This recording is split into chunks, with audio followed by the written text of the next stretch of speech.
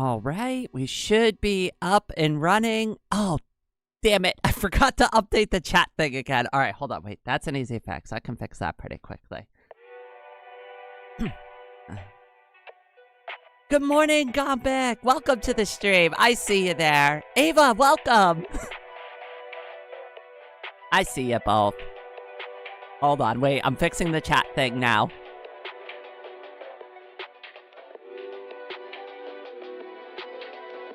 There we go. Bougie, welcome to the stream.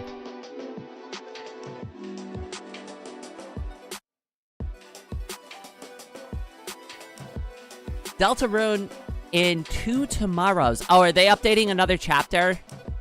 Ahoy, Gombic. It's good to see you, my friend. Chat is disabled for this live stream. Yes, it's just like me, disabled.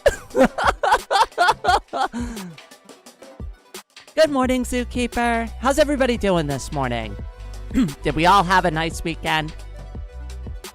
Raven, welcome to the stream.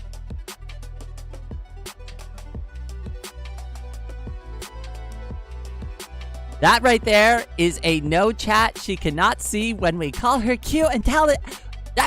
Those are two adjectives that do not belong in that sentence. I am neither cute nor talented. I am just me. Go to Deltarune website. There's a timer. I'm still waiting for, and I brought this up, like, I think I brought it up in the Discord. I might have brought it up on live stream before, though. I am waiting for them to finish the game. I'm not going to play any of it until they finish all the chapters. I'm very good at avoiding spoilers for things. Listen, I didn't even know anything about One Shot, and that game came out like over a decade ago. But for the sake of my own sanity, I really don't like starting things until like I used to be like that, but now I'm like, I prefer things to be a completed work before I get into it. Because if I want to get to the ending of something, I want to get to the ending when I want to, not when the next chapter comes out. Seems like you'll be waiting for quite a while. Well, I'm a very patient girl.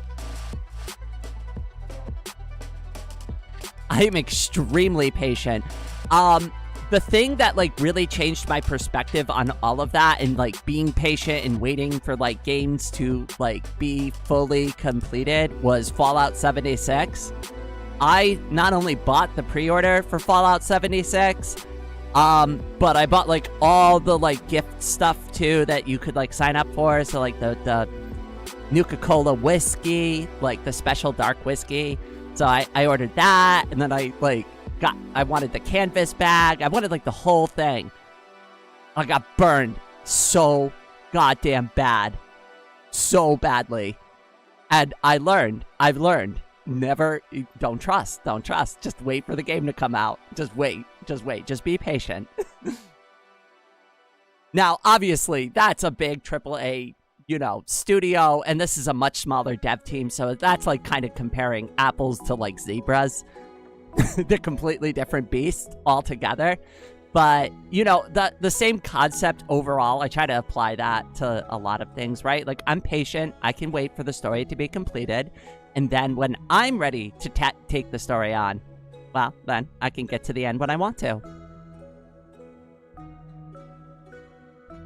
All right, let me get caught up on chat here.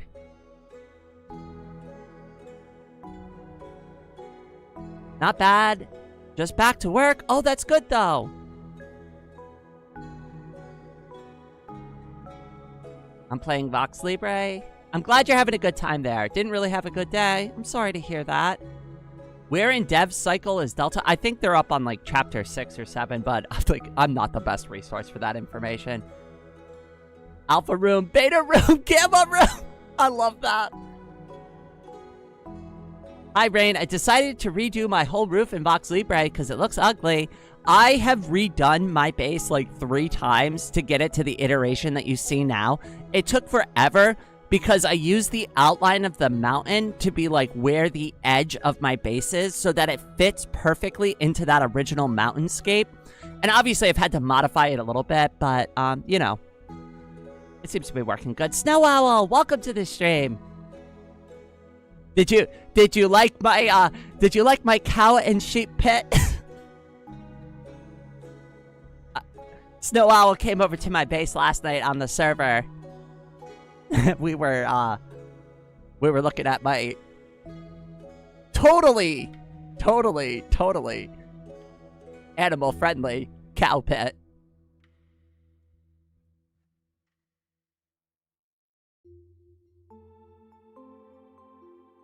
Oh, Rain, I got a 12-pack of Nuka-Cola yesterday at Costco. It has Nuka... Okay, alright, see, like, I would get something like that. Now, that I'm interested in. But, like, the thing that, like, really pissed me off about, like, the Nuka-Cola Special Dark, like, whiskey was that, like, it was presented as, like, this exclusive fancy thing. And I'm gonna be real with you. I didn't care about the whiskey. What I wanted was a knick-knack that I could put on my shelf and be like, look, I got this really exclusive bottle of Nuka-Cola. That's how big of a Fallout fan I am, right? And I've never opened it, right? Like, that was going to be, like, my thing. And then I get the bottle, and it's basically just this 3D printed thing, like, snapped over a regular glass bottle. And I'm like, this is not what I wanted. This is not what I thought it was going to be. Like, if I just wanted a 3D printed cutout to go over a regular bottle, I could just ask one of my friends to make that for me. Like, what the hell? Yes, it's very cow friendly. Yes. Do you get lots of food if you're a cow there? Yes. Yum yum. I also just realized my neighbor in Vox Libre is Plushy Anna. You are next to Maddie and Anna, and Maid hasn't logged in a little while, but Maid is over by where you are. Also, Gombic is not too far from that area. So is Nuki. You actually have quite a few neighbors over there.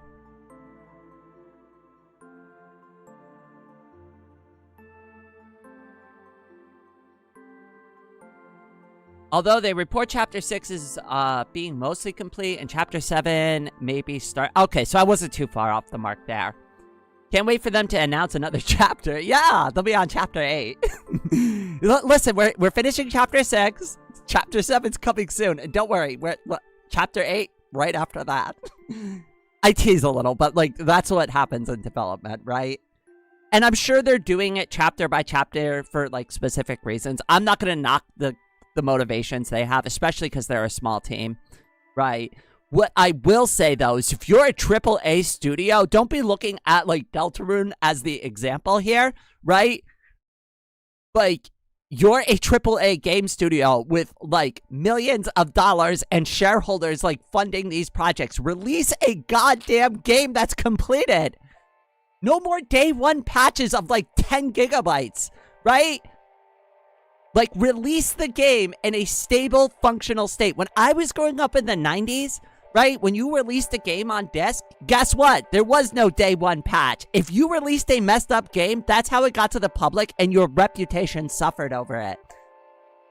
If you released a buggy and broken mess of a game, nobody would just play it. That's it. Like, they're not going to go out of their way to, like, dial into AOL to download your update, right? Especially if it's going to take them several hours just to play the game. Just install something else. It's way easier. Just play more Age of Empires 2. Hi, Thomas. Welcome to the stream. PETA would like that cow pit. Yeah, PETA. Yeah. That's definitely the organization you want to trust with your animals. Listen. I don't know if anybody knows anything about PETA, but they are not animal friendly, right? I'm more animal friendly than PETA is. PETA is more likely to kidnap one of your house pets and put them down and just be like, yeah, you were torturing that animal. You were torturing that animal by keeping it in human care, so we put it out of its misery. And if you think I'm making that up, there are several documentaries already available on YouTube and other places that, like, go and deep dive into, like, what PETA actually does with the animals in their care. It's not great. I don't support PETA. I don't like PETA. And guess what? Now I'm never going to be sponsored by PETA. Oh, well. God damn, I've just shot so many sponsorships right in the foot before they even come and talk to me. Oh, well. At least I get to keep my integrity.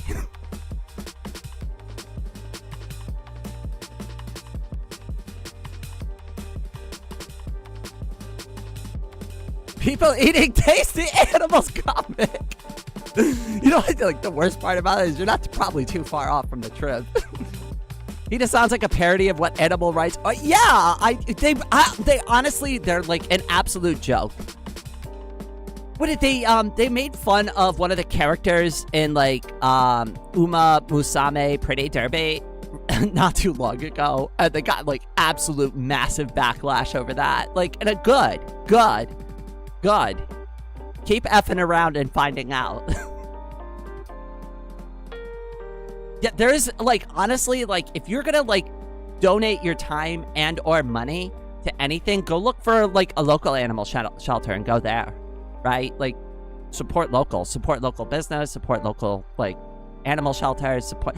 Like, your own backyard is the best place to get involved in anything. Like, if you want to get, like, motivated to help, look local, right? Your local community is probably in need of some kind of assistance like that, right?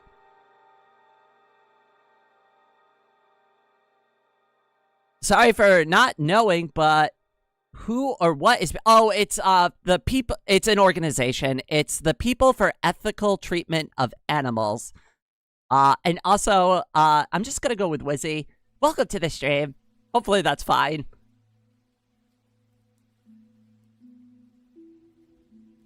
I only recently found out they released Cookin' Mama. I thought it was some random game some child made. Because I remember, like, when they were first doing VR games, so they had, like, the surgery simulator stuff. The one I really wanted to play was the car mechanic one. Honestly, day one patches on an indie game is just free testing. They released a bunch of crabs in the water, and they instantly... That doesn't shock me that they didn't do any of their research. They're just like, go be free! Go be free! Go back and embrace your nature! Except, like, animals that are raised in domesticated settings have no idea how to survive in the wild.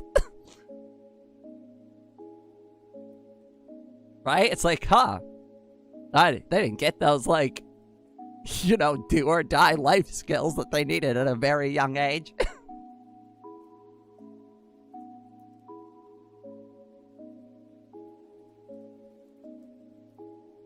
Oh, thanks for telling me. Your voice is so pretty. Aw, thank you. I appreciate it. I went back this week. I do this every once in a while. I went back this weekend and, like, listened to some of my, like, old live streams from, like, what I used to... It's so bad. Whenever I feel self-conscious about my voice, I just go back and listen to that now, and I'm like, oh, thank God I don't speak like that anymore. Even my inflections have changed. I've, like, started even changing the way that I speak. Like, my words are, like, kind of drawn out a little bit longer now, and the way that I inflect words has changed so dramatically. Everything before used to be, like, a downward inflection when I would speak. So I have put a lot of work into it. It was so hard when I first started doing voice training because... I'm gonna be real with you. It's exhausting. Like, I would have to live stream and also try to, like, keep my new voice going. And I just wasn't there yet. I just didn't have the strength.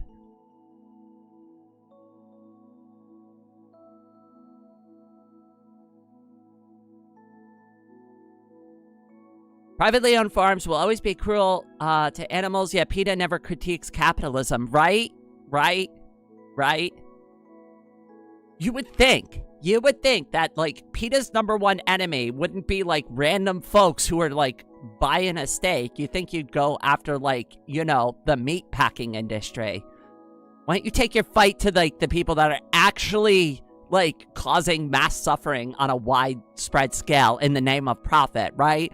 Stop, like, teasing people over, like, their specific food choices, right?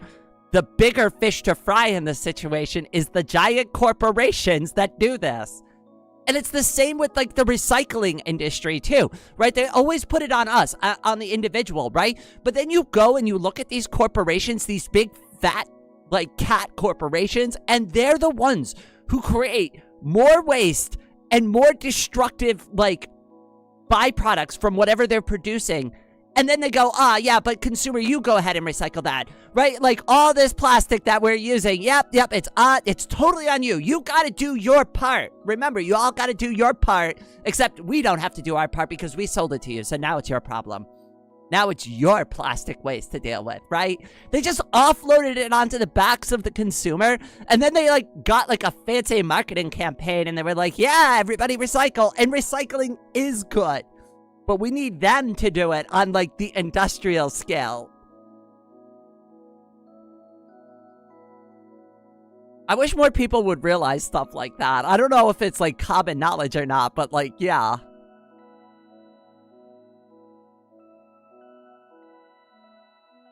Good evening, guys. How's everybody doing? Unknown, welcome to the stream.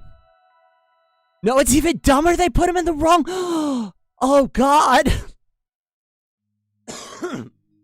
PETA also runs all kill shelters. Yep. Yeah, that's an ethical way to treat an animal. Yeah. Could you imagine if we ran our homeless shelters like that? It would be like a humanitarian disaster. PETA hates zoos, which is weird because they do a better job of protecting it. There are some zoos that are for like profit, right? And then there are actual zoos and animal sanctuaries that actually do care about the animals, try to rehabilitate them. Some of them are going to stay there for the rest of their lives. Some of them can be moved back to the wild, right? There are a lot of great places that both house animals and also rehabilitate them.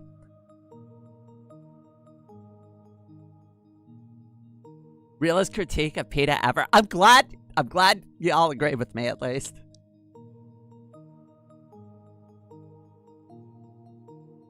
Hell yeah, your voice rocks. Fight someone your own size. Exactly, right? We always get picked on. We always get picked on as like the you know, especially in our community, you know, being part of the LGBTQ community, right? We always get picked on. But I'm talking about like regular folks, like middle class and below. We get the brunt for everything. And when they can't blame us all in one like broad brush, then they individualize us and then they try to pit like everybody against each other. That's how they keep you busy.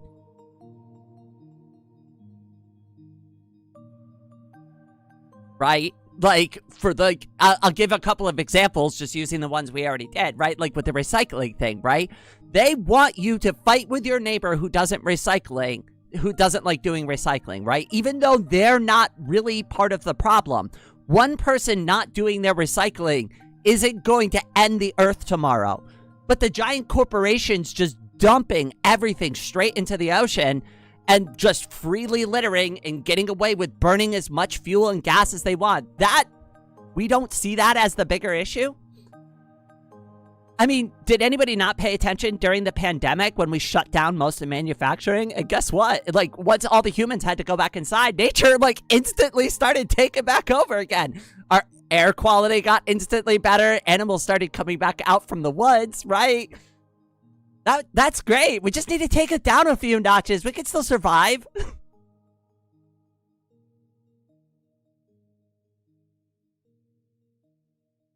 I'm a bit sleepy. How are you guys? I'm doing all right. I was thinking about doing Amori, but I'm kind of still a little tired this morning. I'm doing way better than I was doing last week.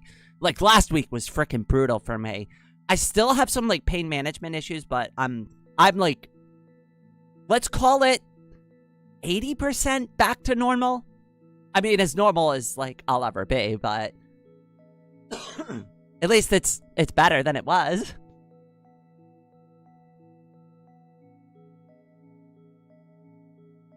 Attacking the meat industry? Nah. Attacking a game in which you will kill a rat that's trying to bite your finger off, saying it's the first step before killing a human in a game. Yes! Oh, I mean, I grew up with this crap. Like, I know they're doing it to Gen Z and, like, Gen Alpha now, right? But they did it to the millennials first, right? We get blamed for everything. Well, we used to, right? They'd be like, oh, the millennials are lazy. The millennials are too gay, right? The millennials don't want to have children. The millennials ruined the economy, right? Because everything was blamed on us. And it's like, you know what? Screw you. Screw you. And now I see them doing that same crap to, like, Gen Z. And it's like, I remember they started with the Tide Pod thing, which... Okay, granted, a couple people consume some Tide Pods, right? And videotape themselves. That does not make it a generational, like, endemic, right? Like, we don't have to be concerned about Gen Z people, like, you know, queuing up bowls of Tide Pods and snacking on them regularly. It was just, like, a stupid thing that happened for a little while. Yet, like, we sensationalized that and tried to, like, frame Gen Z as, like, just a bunch of, like, idiots. They did it to us, too, so, you know. I'm sorry. I wish it was different.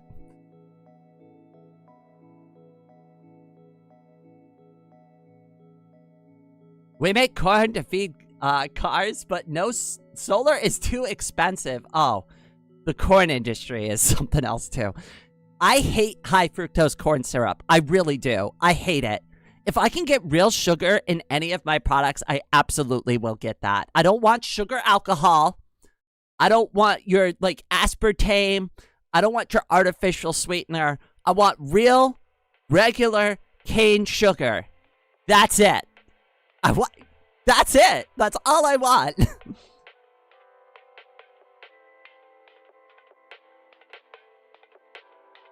It'd just be business by this point. The American commitment to soulless cookie cutter suburbia is baffling. See Phoenix, Arizona. Oh, Arizona's awful. That's a state I'll probably never set foot in. There's a couple of states where I'm just like, nope, nope, nope, nope, nope. Never going there. Florida, Texas, Arizona, probably North Carolina, maybe Virginia.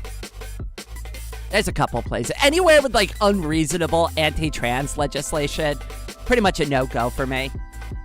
Listen, I'm not going to have a debate about the bathroom with somebody when I'm already disabled and in a wheelchair. When I need to go to the bathroom, I'm going to go to the bathroom. And it's not going to be, like, this confusing thing.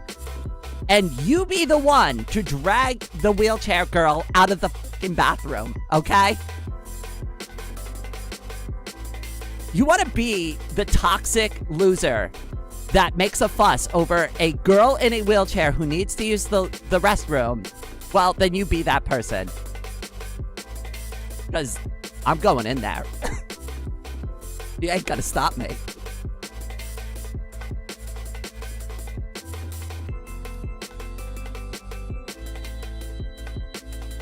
Freedom!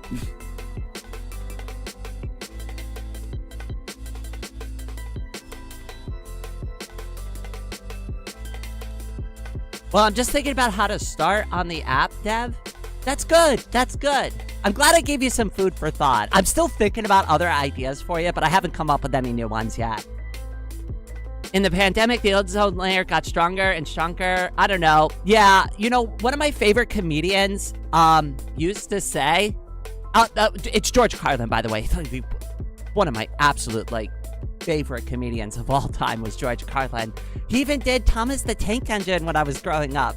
Anyways, he always, like, in one of his bits, he was like, the Earth is doing completely fine. It's the people that are effed. The people are screwed on this planet. But hey, the planet's gonna be humming along just fine. Probably gonna be humming along for billions of years after we're all gone, right? So it's like, the whole thing was like, we gotta save the planet. It's like, we really just need to save the people, right? We're the ones in danger here, not the actual planet. I'm sure the planet would be fine if it was just like Venus, right? Like, the planet doesn't care what environment it has. It's a floating ball of rock through space.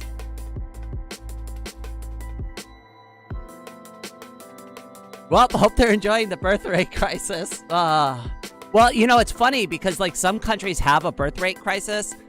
Like, it's going in two directions. Some have like too many people, and the others are like, yeah, no, we don't want to have children. And it's usually the countries that are like modernized and they have like really like abused middle classes. You see this in like Japan, Korea, South Korea specifically, and like in the United States, where the middle class is so squeezed so tightly, nobody can afford to have children, right? Like, even if I wanted to change my mind on having children and I was like, I'm gonna go adopt a baby, I could never afford that. I could never afford to raise a child. How am I supposed to raise a baby in this economy? I could barely take care of myself. That poor thing. That poor thing, right? Like, and they deserve a mother who can take care of them properly, which would not be me because I don't have the finances or the resources to do it. And it's because our economy sucks and all of our money goes to the upper 1%.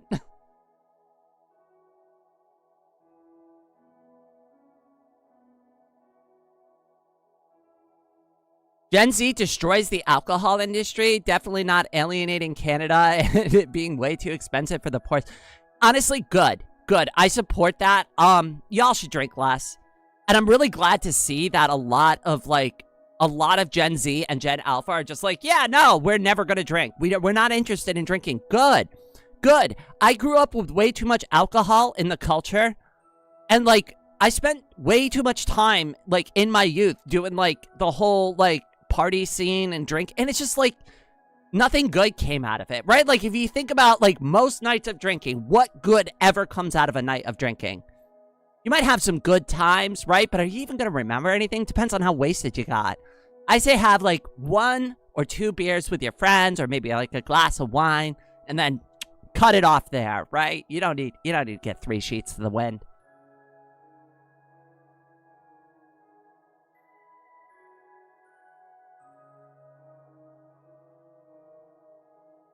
Middle class isn't a real thing. Only working class and capitalist class, because that's how they make their money. People can't understand capitalism unless they read Marxist theory, because middle class. I mean, you're not wrong there. I think a lot does need to change, but like the middle class, unfortunately, is just kind of all getting lumped in with like just basically 2 classes at this point, right? You're either in the big club of rich people or you're everybody else. And unfortunately, I hate to break the news to you, we're everyone else, right? We are not part of the big club. And I hate to break this news to you, we're never gonna be. Even if you got rich tomorrow, do you think these people are gonna let you in? They're like, oh, welcome to the Millionaires Club, right? Oh, you've got some really novel ideas. You've unlocked the secret key, and now we're here to listen to you and support your ideas. It doesn't work that way. It doesn't work that way.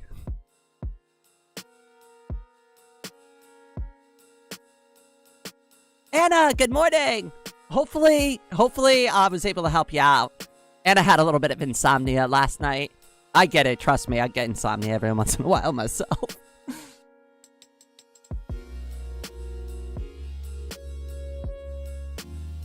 I hate the whole world, not gonna lie. Here's what I have to say about this, right? I get that things are bad now. But one thing that I do try to encourage everybody to, like, keep an open mind towards is that nothing stays bad forever, right? Don't undersell the importance of meeting up together and having these conversations with each other, because a lot of people are like, oh, but we're just talking about the problems. That's how, like, thoughts get formed. This is how people get inspired, right? The last thing the upper 1% want us doing is getting around the kitchen table and talking about how badly we're getting effed by them. And that's exactly what we do when we bring these things up, right? And we have these conversations and we throw these topics out there. The more people that are in the know about how bad the situation is, the more people are going to wake up to it and go, yeah, you know what? Actually, why is it that way? Because most people are just kind of fine with, like, their, like, the way things are, because they don't know it could be any different. They've just accepted. They've drank the Kool-Aid already, and they just go, well, that's life. That's America. That's the American dream, right? You got to do it. Except you kind of don't. we could do it differently, we could do it better, and we could do it more fairly. We really need strong anti-gambling laws. Yeah, I'm shocked that we've just allowed all of this, like, gambling, like, crap. Like, you're never gonna see me support gambling, right? The only time I gamble is in, like, video games when it's, like, not even real currency. It's just, like, in the game, right? Like, I'll go to the blackjack table in a video game, but I won't, like, actually gamble. The last time I went to, like, an actual real-life casino has to be, like, over a decade ago. And I only spent, like, $100 there. Lost pretty much all my money. But, you know, I went in there with the intention to lose $100, so it was fine.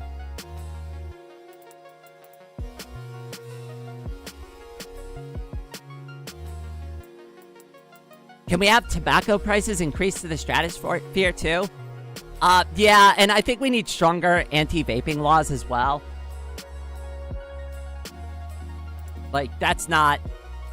We should try to discourage nicotine usage overall. Even though I've had a lifelong, like, battle with nicotine usage myself.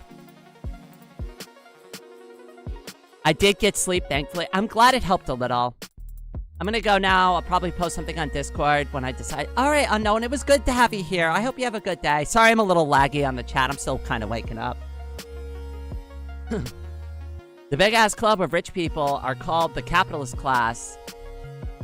Is that supposed... I'm not exactly sure what you were trying... I'm gonna say... I don't know how to pronounce that word. And the rest of us are the working class. The proletariat? Oh, are you trying... Oh, they're French word. I see. Okay, all right, sorry, that tripped me up for a second. People that sell their labor. No, you're fine, It just took me a second for it to click, right? I'm sorry. Well, I did just mention I'm still waking up a bit. Loading away today, welcome. Maddie, welcome to the stream. I see you there, cutie. Oh my god, the gambling explosion was insane. They went from illegal to being like 50% of sports. I know. And like now everything too is like some sort of financial instrument and asset, right? So like they're trying to like get away from the term gambling and they're like, it's a predictive market. It's not a predictive market. It's gambling, right?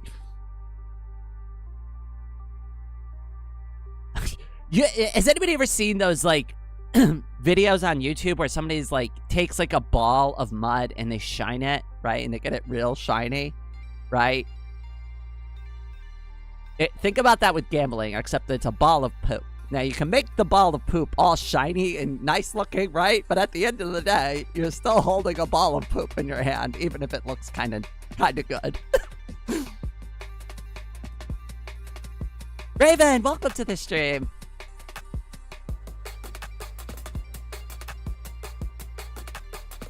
Boy, the anti-capitalism is absolutely real this morning. Y'all fired up on a Monday. Hey, listen, I'm all about it. I hate capitalism. Not to say that I don't understand the rules of engagement with capitalism. Listen.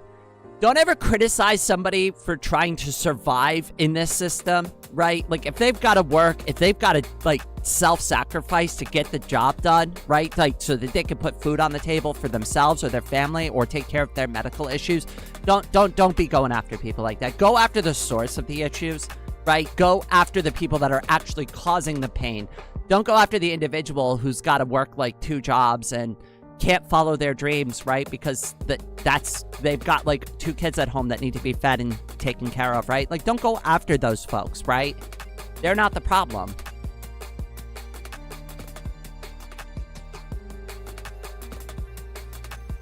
Bourgeoisie, yes, that was the word I was looking for. I couldn't, like, it was not only misspelled, but it's a French word, and I'm not the best with French words to begin with. I mean a little bit, but not great. Morning, Rainy. One here as well. We love the anti-capitalist.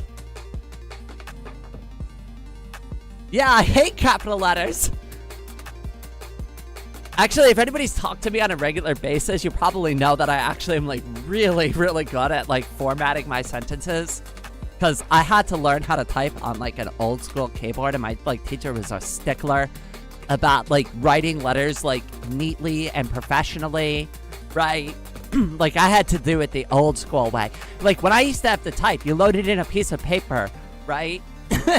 And you'd have to type to and from and your address, right? And then you had to format it so it fit on the other side of the letter, right? So you had to like tab over, and you'd have to click it in and hope that you had enough space like while you were typing. Because it was an experience. And then when you hit like the backspace key, like the whiteout would just smack the page and just delete the last character. It didn't delete it. You could tell when people do that. Like, if you look closely enough at the letter, you could see where they hit, like, the whiteout key, right? But still, if you've never typed on a typewriter before, do yourself a favor. Try one time. It's fun. A mechanical one, like an electronic typewriter, is probably going to be better for most people. But if you can find, like, an old-school typewriter, just try it. See if it still works. See if the person who, like, owns it is still maintaining it. And if you can type on it, try it. It's a lot of fun. I love it. I think it's more satisfying. That's why I like mechanical keyboards, because I, like, grew up on a mechanical keyboard. I've always had one.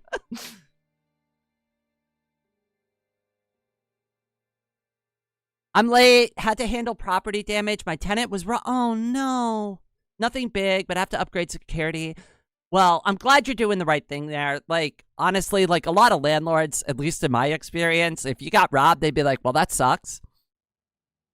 Buy your own camera. It's not their problem, right? As long as the rent's gonna get paid. Did you see the tip writer keyboard? No, I have not actually seen that. I still use a mechanical keyboard. I like the click-clack. Me too. If I'm not annoying every single person in my household while I'm typing, it's not loud enough. Actually, I use a Logitech keyboard while I'm streaming because that is the one thing that I won't use a mechanical keyboard anymore for, is like while I'm streaming, because the clicky clack, I used to get comments on all my videos and they'd be like, I love the sound of your keyboard while we're playing.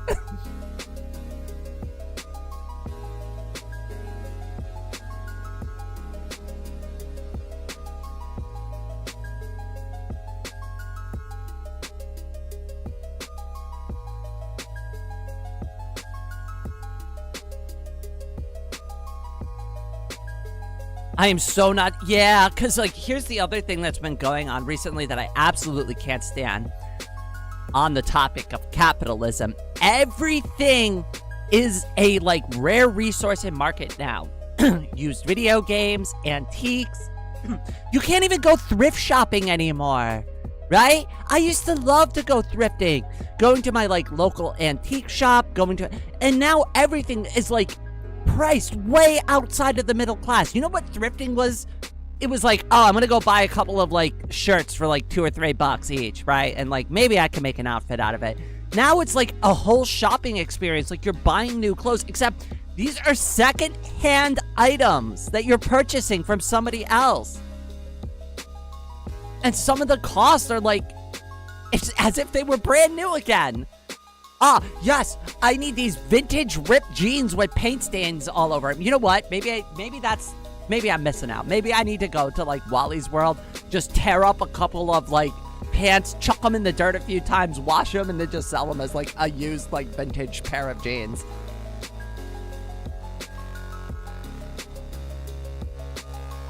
I'm joking, but I guarantee somebody already does shit like that.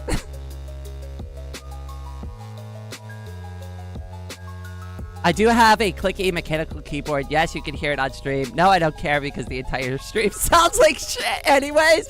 That's what I used to say. I'd be like, because like when I first started YouTube, it was just a hobby, right? So I'm just like, I don't care. I don't really care. Like, I'm just here for fun.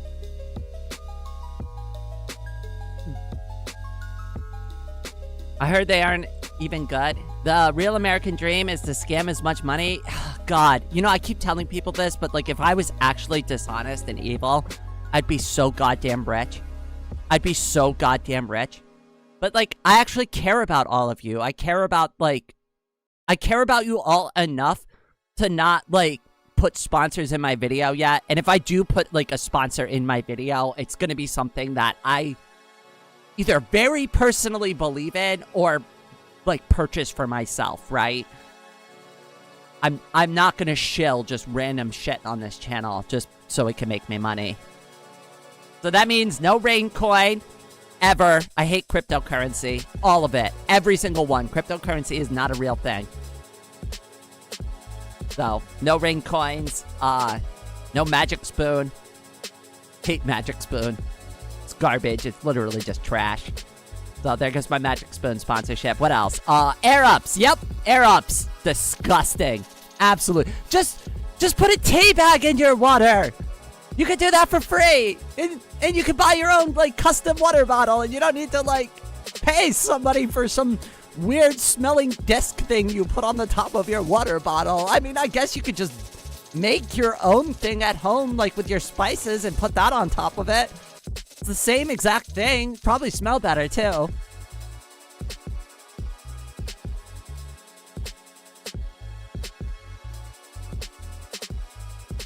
I want to hear. All right, I'll hook up one of my older, like, mechanical keyboards later, and I'll let y'all listen to the pain. I have 2 layers of noise cancellation. It's still bad. I know what you mean, though. I tried messing around with, like, what was it? That, I forgot the name of the filter. The noise gate, and, like, it wouldn't matter. The noise gate always picked it up. Yeah, you could do a scamata if you really wanted to make. I wouldn't do that. Yes, rain coin. Yes, rain what? Baytran. There's never gonna be any rainwater or a rain coin. That's right, Datebird. You all are the sponsors. The people who come here, the people who like the videos, the people who just show up and just watch. Guess what? You're the ones who are supporting this content. You're the ones who make everything happen. Honestly, I've never had a sponsor. I've had people come up to me, and I still get offers every once in a while, and I just, like, I never follow through on them because, like, I really don't want to become, like, a dirty goddamn shill, right? If I'm going to put my name to something, it's got to be something I really believe in, and it's got to be something that I know isn't going to, like, turn out to be some scam like honey, right? Look at how many YouTubers were doing that.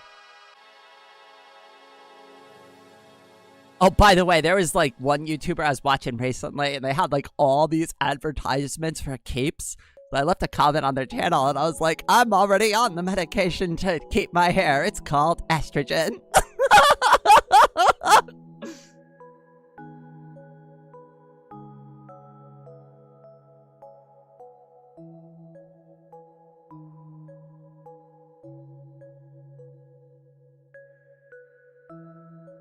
Water bottle? I do, like, here's the thing. Like, I do have merch, right? Like, I do have merch, right? Like, so if anybody really wants to buy something from Rain, right? I have a Rain water ... bottle. If you want to buy that, I drink from it every day. It's actually my daily water bottle because it fits perfectly in the cup holder in my wheelchair. And it has, like, my cute, like, YouTube logo on it. Like, I have merch if, like, people want to buy it. I try not to shove it down people's throat, right? The one I want to get next is the raincoat. I made a raincoat. I want to change that design, though, before too long. I want to add clouds to it because, Raven made a jacket recently, so I'm going to update the design to look a little bit more like that, if I can. Because I want to put, like, rain clouds on it. Like, I want there to be, like, white clouds on the jacket. I think that would make it look really cute.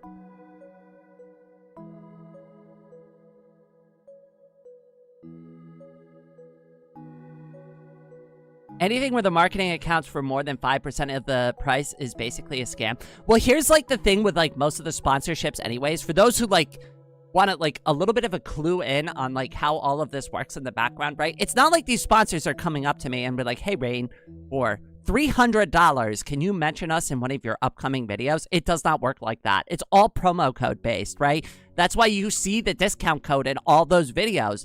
That content creator doesn't get paid unless you actually specifically click on that link and put that code in, right?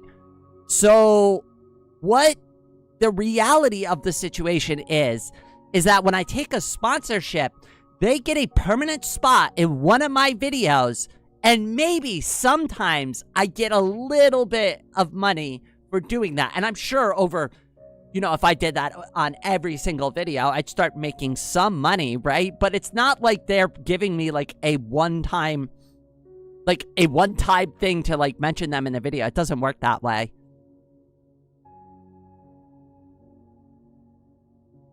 Which is also why I don't do it, because it's just like, I don't want your stupid promo code system. Like, that's dumb. You're gonna sponsor this channel, like, sponsor me. Like, actually sponsor me. And I will sing your praises if you're a good company. And if you're a piece of shit company, I'm just not gonna take your sponsorship. I'm sponsored by the generic brand. Hey, there's nothing wrong with buying generic. Generic can be just as good. Not always, but sometimes. It's good to shop around, you know? Try things. Raid Shadow Legends! Oh, God!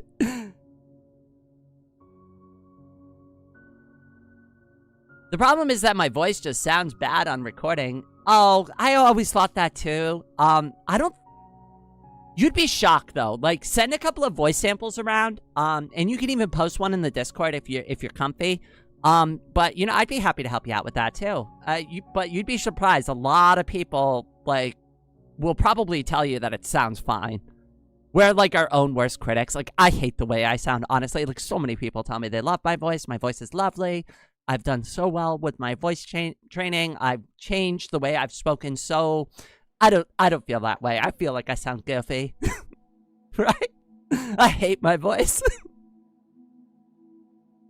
Gotta go, twins. It was good to have you here. I hope to see you again soon. Gamer Subs took this model to the stream. But again, that's why I'm not sponsored by Gamer Subs. I'm not sponsored.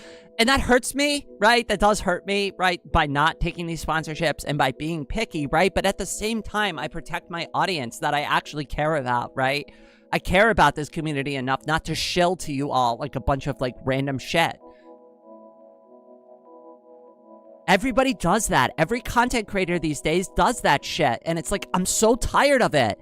Every YouTube video now is sponsored by NordVPN, sponsored by Magic Spoon, sponsored by AirUps. I'm sorry, but like, screw all that shit. Like, does anybody remember what this website used to be like? We used to just make this stuff for fun. Right? And the people who made it to the top of the website became successful because they were the most creative, or they were the most honest, or they resonated the most with the audience. Not because they had like the biggest budget and the highest production value. Like, the whole point of calling it YouTube is because you can tube. Now it's like we've got giant, massive production studios making YouTube content, which I guess, you know, if you want to believe in like an open source philosophy like I do, you want to welcome everybody to the table, but it's like, it feels like it's just all been corporatized and capitalized on, right? And then like YouTube way too often listens to the people who buy ads for it, right? And that's where their policy management comes from. That's why it's so disjointed from like the actual content creators. But first, let's thank this video's sponsors, Plantier. I can't believe I even said that word. I hate goddamn hedge funds. Frickin' hate them. But Citadel is my least favorite hedgy. Out of all the hedge funds to ever be a hedge fund, Citadel has got to be my least favorite one.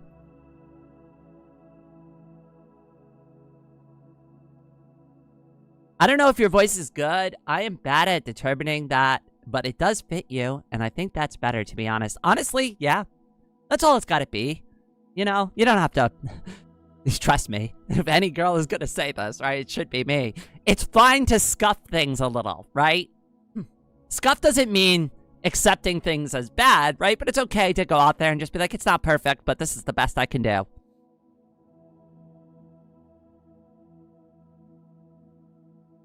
Sponsorships took over thanks to the adpocalypse. I mean, I think advertisers, like, need to understand that, like, when you come to a website where content creators can basically make whatever they want, right? Like, I don't know. I feel like I'm I'm trying to articulate this correctly.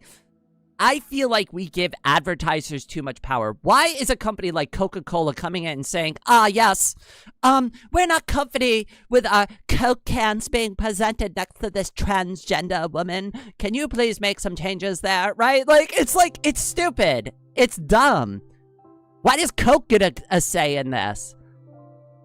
It's because YouTube cares more about money than they do about the content creators that actually make this website a thing.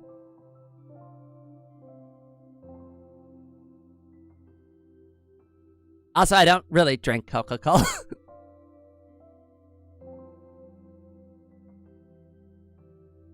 If not for sponsorships and Patreon, it'd be impossible for smaller mid-level YouTubers to make any money.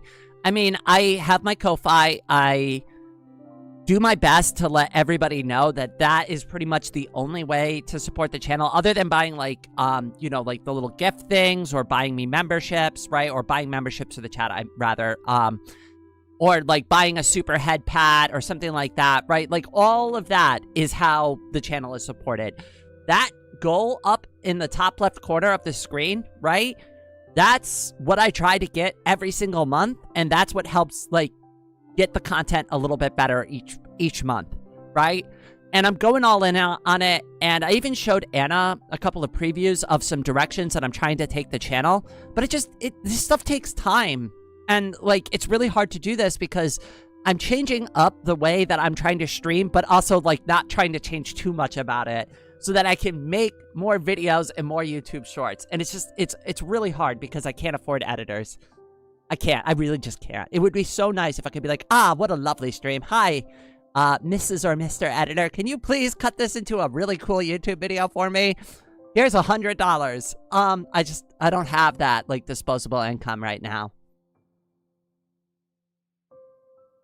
But, you know, when you go, like, the grassroots model for content creation, that's what comes with the territory, right? The buck stops with me. If I want this channel to grow, if I want a cool YouTube video, guess who edits it? It's me. I've had other people edit videos for the channel before, so it's not like I've done every single video on my channel. I have hired editors in the past, but more often than not, 9 out of 10 times, I'm the one who does all the videos. Every part of it. I stream it, I film it, I voice it over, I edit it, I add the special effects, I do the rough draft, I do the final draft, then I put it up on the website, and then maybe by then I'll show it to like 1 or 2 other people before I publish it. That's usually what my process is like. And it takes forever, especially if I did like a 6-hour live stream and I'm trying to cut that and condense down like the most important points into a video. That could take forever.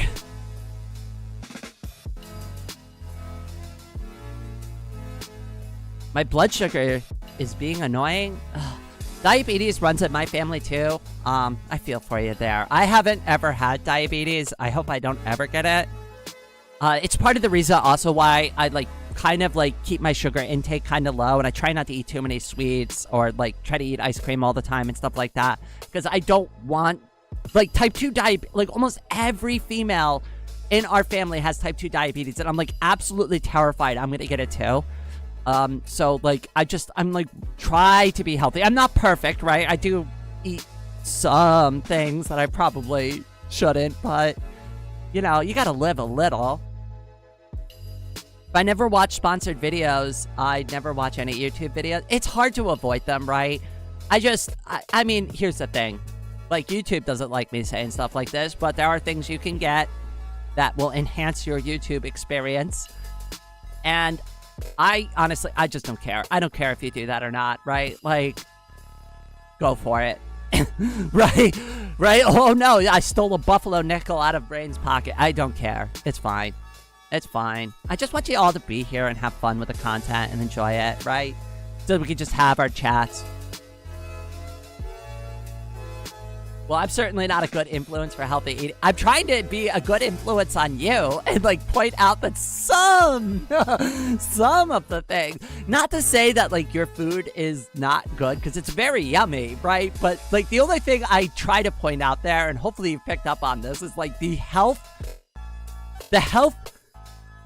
the health factor is not a factor in some of those meals, right? Like, we have like thrown healthiness completely out of the window for the sake of yumminess, which is not a bad thing. But I do like to point it out from time to time.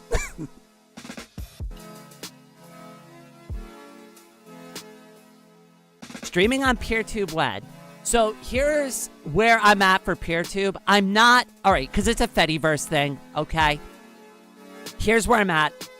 I'm not going to go on somebody else's Fediverse server, their PeerTube server, and upload all of my videos when at the end of the day, if that server administrator either doesn't like my content or starts disagreeing what I'm like posting there or just wants to shut down the service, I'm beholden to somebody hosting that.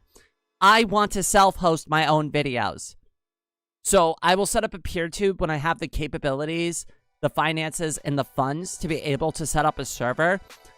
And then that way, nobody can ever pull my content, right? If YouTube ever takes down one of my videos, I can just have it always up on PeerTube. And because it's my PeerTube service, it's not going anywhere. Nobody's going to take it down. Hi, Bloomy. Welcome to the stream. Hello to you, too. Scotcheroos? Yes. Oh, like, especially when it comes to baked goods. Like, but, like, when it comes to baking, I've already, like, predetermined that it's not a healthy experience. Like, when I grab a slice of cake, I'm not thinking of the health factor of it. I'm just thinking, ooh, carrot cake, yum. Right? There's a time and a place for everything, I suppose. I guess that's, like, what I'm trying to get at there. Hosting videos is expensive. Right. I'm aware of that. But it's worth it to me? And not, like, and here's the thing, Gombic, right? Not everybody's gonna go to PeerTube. Like, let's be realistic about it. There's probably about 10% of the community here that's gonna go to PeerTube and be like, ah, yes, PeerTube, yep. Yes, PeerTube. We're gonna be using PeerTube from now on, right? I don't think my costs are gonna be that high. It's not like the YouTube audience is going to, like, it's not like 90% of the audience is gonna jump over there, right? It'll be a service used by some folks in the community, and hopefully the cost will stay reasonable, and it'll just make those folks happy.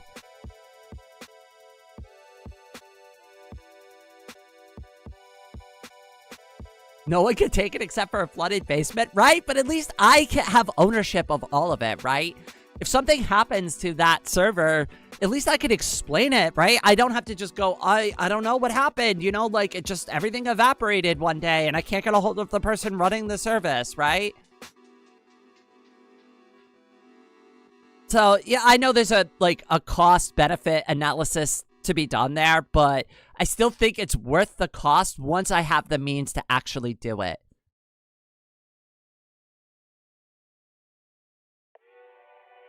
I mostly look at stuff recommended by the algorithm. I'm fine with using, like, the algorithm to help me, like, get, like, related videos. So the homepage isn't always bad. I bounce between my subscription feed and my home feed, though. It just kind of depends on my mood. Am I looking for something random and new? I'll use the home feed. If I'm looking for specific, like, content to watch, I'll use my subscription feed. I'm gonna go get a drink of water. I just polished off my water bottle, so I will be back in just a moment.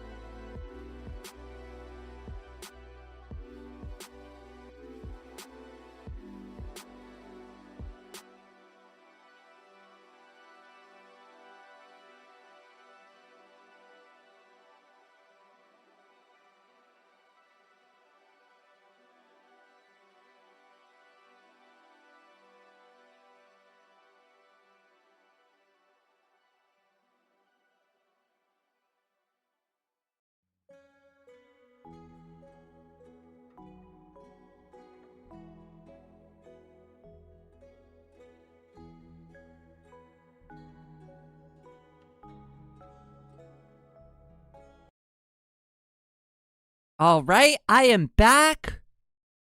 Let's go ahead. Let's take the break message down. Let's get my avatar back on screen. Yay! What's this? Floating away today. Oh my goodness. Thank you, cutie. Head pats for you. Wait, I also got a Ko-Fi thing?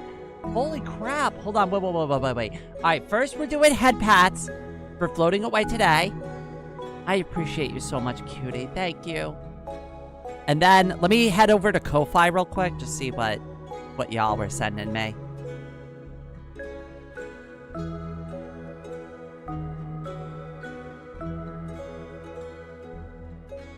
All right, heading over to Ko-Fi. Mike, you seem to be slipping behind your target. Hopefully this gets things back on track. Great. Oh my goodness. Thank you so much, everybody. Head pats in the chat for Crazy Krita. Thank you so much. Oh my god, that was so generous. Thank you so much, my friend. I know you don't have to, but I always really appreciate when you do. For those who don't know, Crazy Krita has been one of, like, my longest friends here. They have been around almost as long as Dark Raven in terms of, like, being here basically from the very start. They even were around when I did my very first drawing. I don't have a membership anymore. Well, hopefully we'll get some more membership gifts soon.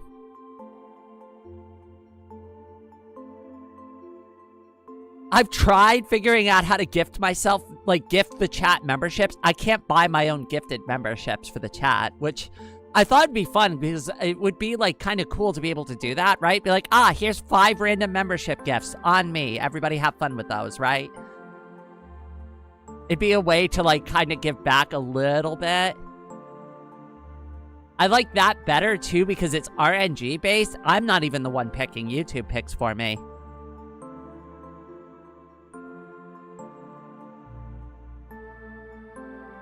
More head pats for Crazy Krita.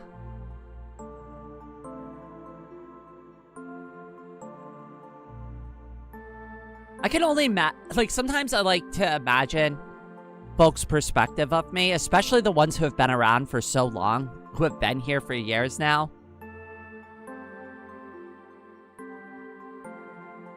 Hi, Soul. Welcome to the stream. Like, I really, like, I wonder sometimes, like, what y'all really think. Like, are you like, yeah, go girl? I don't know, that's an oversimplification, but, like, sometimes I think about it, right? We're all on this journey together, but I can't see that journey through your eyes. I can only see it through mine. Haru, oh my god, it's so good to see you! Hey, I haven't stopped by in a while. I still have your old drawing up on my wall, and so, oh my god! Haru, oh, talk about another friend that has been around for years. Head pats for you, cutie. Welcome to the stream. I didn't expect to see you here. Haru is a musician, by the way. They have their own channel. And Haru makes beautiful music. Has even done some work with Dark Raven before in the past, too. They have some collaborations. They're really good. They're really, really, really good.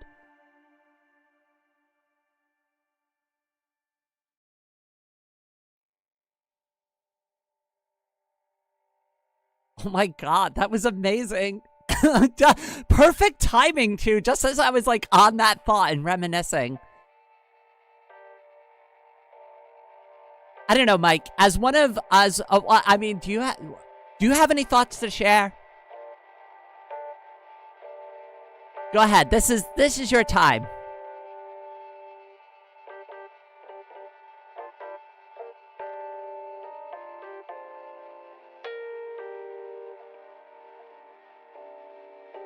If you've got something you'd like to say about your experience on this journey, I'd love to hear it now.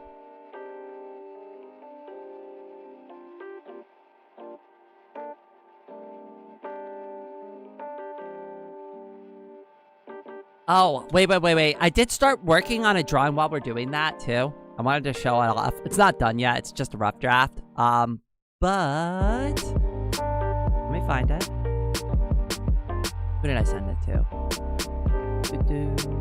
There it is.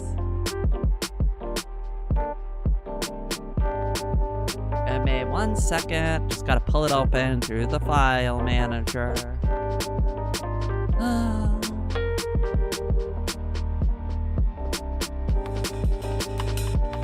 It's just a rough draft. I was a little too tired to finish it, so when you see it, don't judge it too much. It's definitely not completed work. Where is it?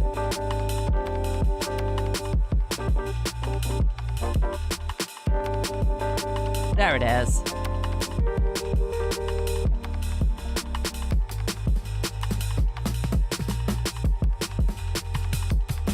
You inspired me to try drawing more. I'm enjoying it a lot. I'd love to see what you've been working on. Please, it's not a bother. Send me anything you'd like. I'd love to see it. I thought this would just be like kind of a cute representation of how like I was kind of feeling last week. Like obviously a little more dragged down than this, but I feel like it's still like put an adorable like perspective on like how I was feeling. I was just like, I was done.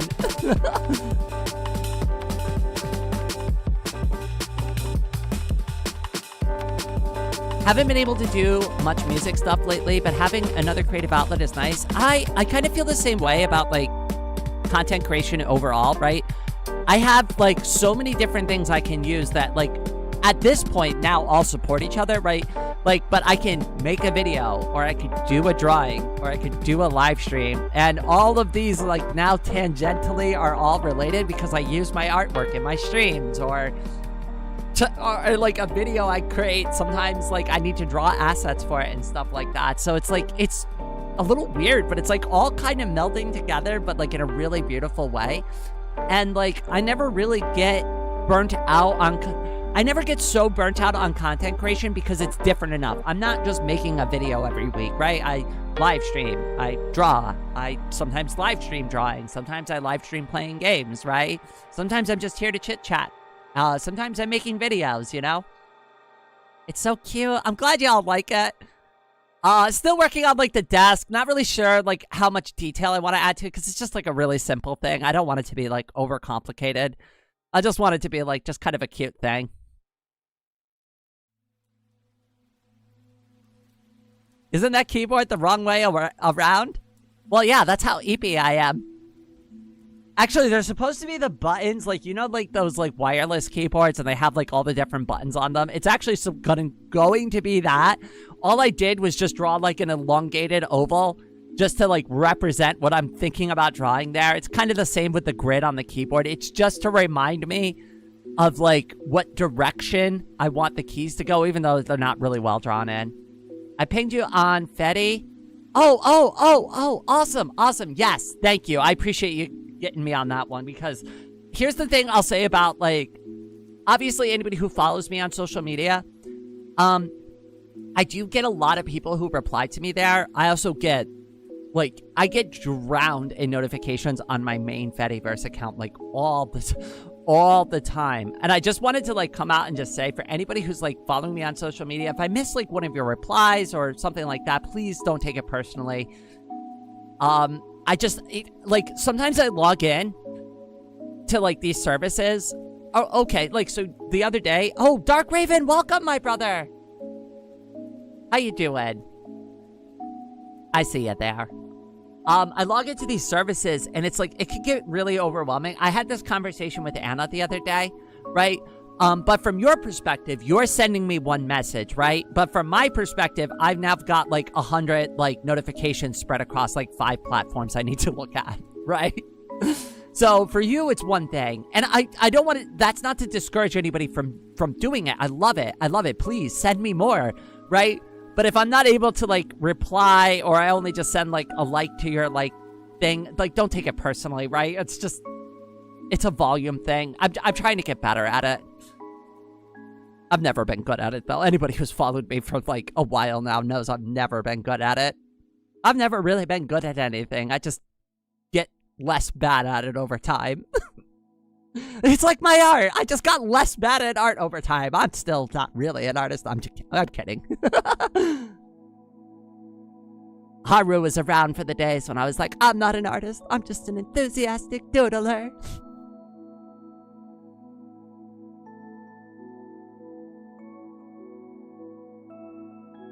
I have to go. Thanks for the amazing time. I'm so glad you had a good time here. Bloomy, I hope to see you again soon. And if I don't, I hope you have a wonderful week. All right, kitty? Make sure to drink lots of water.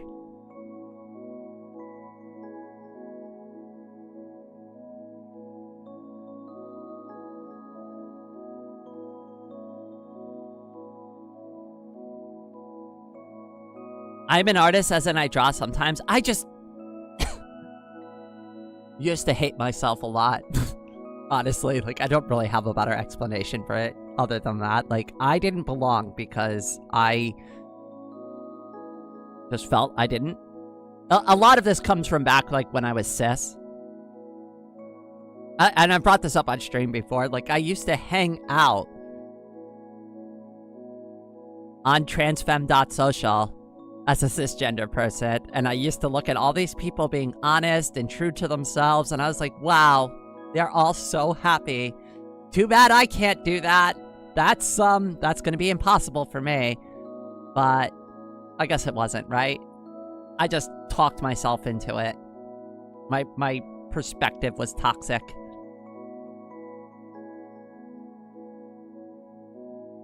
I do not draw, but I do noise, and you do it beautifully.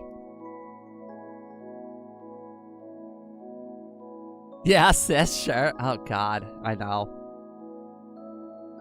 I know some trans women are not very comfy bringing it up, but I don't mind talking about how I was because it's representative of the first half of my life, right? Like, to ignore that part of my life existed would just be like,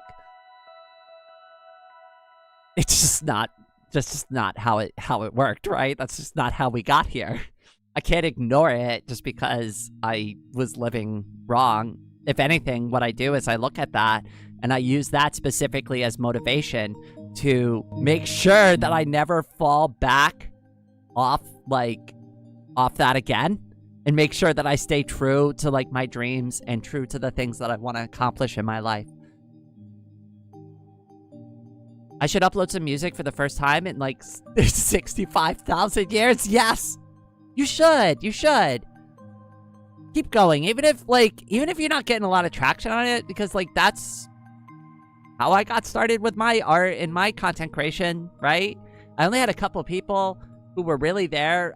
So it was like Crazy Krita, Haru. I don't think at the time Dark Raven was really into my drawings, but they were always hanging out here in the streams at least. Correct me if I'm wrong there, Dark Raven. I can't recall if you were like into my artwork back then, right?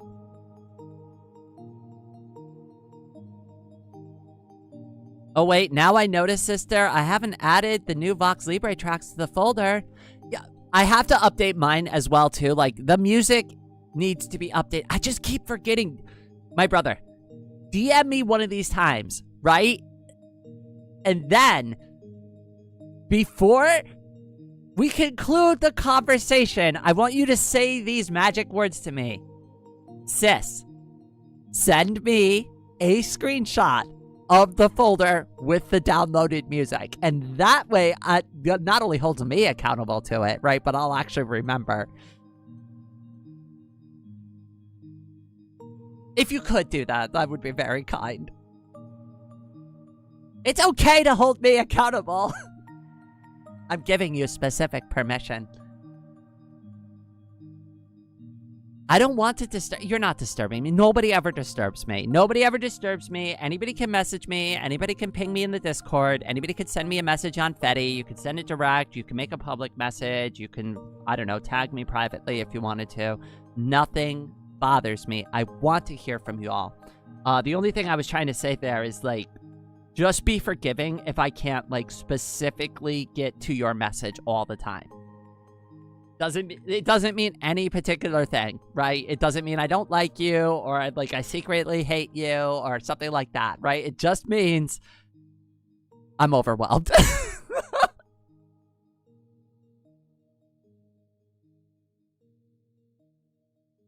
All right, then I'll send you a reminder. As long as it comes with the annoying memes, I'm a happy girl.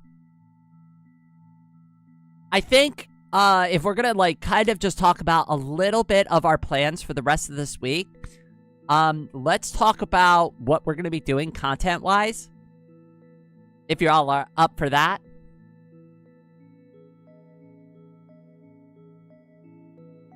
Oh, I should add my cat girl drawing to my art thing. Hold on.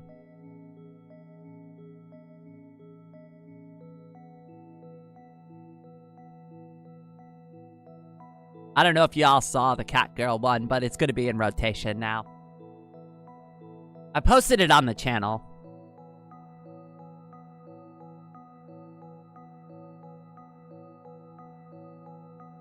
Yeah, I at least think 3 or 4 tracks can be added. And I definitely need more. Not that, like, the music... I mean, the music we have now is perfect. If we could just add to it, that would be even more perfect. I really like that it bounces between, like, a very, like, mellow track to something that's, like, mid-intensity, and then kind of, like, ebbs and flows between those two, like, types of sounds. It provides a little bit of energy to the stream, but then also, like, reassures calmness.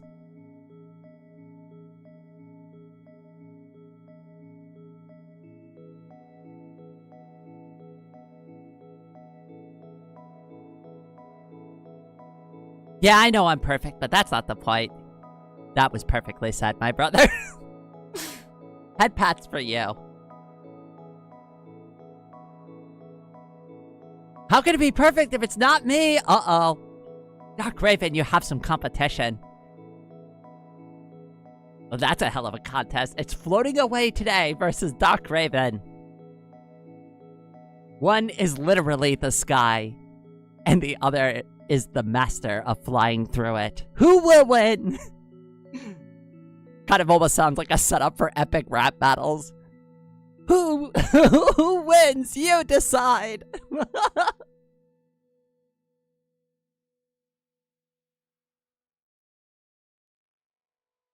I used to watch so many of those. I haven't, like, watched any recently.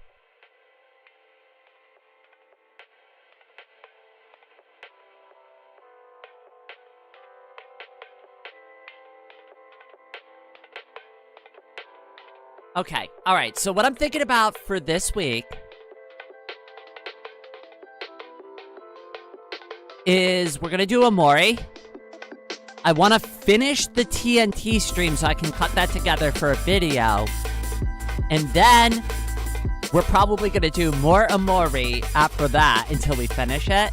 I think just keeping 2 games going is probably the right move. So we'll put a pin in Subnautica for now, just because 3 seems to be a lot, and I really got into Amori like way more than I thought I was going to. So yeah, I really want to finish Amori though, and I heard it's only like 25-30 hours long anyway, so it's not going to be that bad. God, why is my music all over the place again today? Can we like get this down to a reasonable volume, please? I know, I'm sorry. That's me. That's on me. I hear it too. I actually try to monitor the sound, like the sound levels for the music actively. Like, it's supposed to just be background noise. It's not supposed to be like, you know, like a nightclub in here. Boom, boom, boom, boom. You know, like, I don't want, you know, like heart thumping every time I like the music like hits a bass. Amore? Yeah, I know. I probably... Amore, right? Amore. Amore. Amore. That's Amore. Oh, did I miss what you said earlier, Mike? Did you have something that you wanted to say? Did I just hear my name? I was hoping to catch your perspective. Hey... Rain, any chance of adding some live art into the schedule? I'll tell you what, I will do a drawing live stream this week. For you, Mike, specifically. What day? What day works best for you? Because I haven't built the schedule. I'm not going to stream on Wednesday, and I'm not going to stream on Sunday. Those are the 2 restrictions, okay? So no Wednesdays and no Sundays. That's it. Those are rainy days.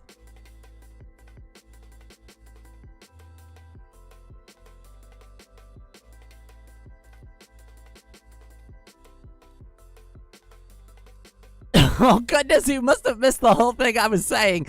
I was just mentioning to everybody that you've been around the longest, and sometimes I wonder about, you know, the folks' perspective who have been here the most. And I figured since you just recently gave some support, I figured, you know, I'd ask you, like, what's your perspective of this journey so far? If you have anything to say, you don't have to comment on it. I just figured, you know, hey, if you got something to say, soapbox yours for a moment. Saturday, I don't mind, really. If Saturday works best for you, you know what? That's a great chill day to do some drawing. So I'll set up a drawing live stream for this Saturday. And I'm not 100% sure if we'll do paper or digital. Digital is easier to stream, but a lot of people seem to really like my actual, like, physical paper sketches. The problem with doing that is, like, I gotta set up a webcam. It gets all weird. So I'll have to figure out, like, what I can do there. I would like to do another, like, paper drawing, though. It's been a while. And a lot of people are, like, have been asking me how I do my blending technique. And it would be a really good chance to show that off. I just stick around because you're good to chat with. Aww. You're very sweet. You've always been very supportive. This journey would not have been the same if you weren't ever there, honestly. So I hope you know that, no matter what. You wouldn't have ever needed to give me a single penny, because just being there, just commenting, just pushing me to keep going, that is the support I value the most. Obviously, right? Money is great. It helps pay the bills. It helps take care of me, right? But, like, the real moments that I actually care about are the ones where you were just like, I like that. Keep going. Don't give up. Get a little more rest, right?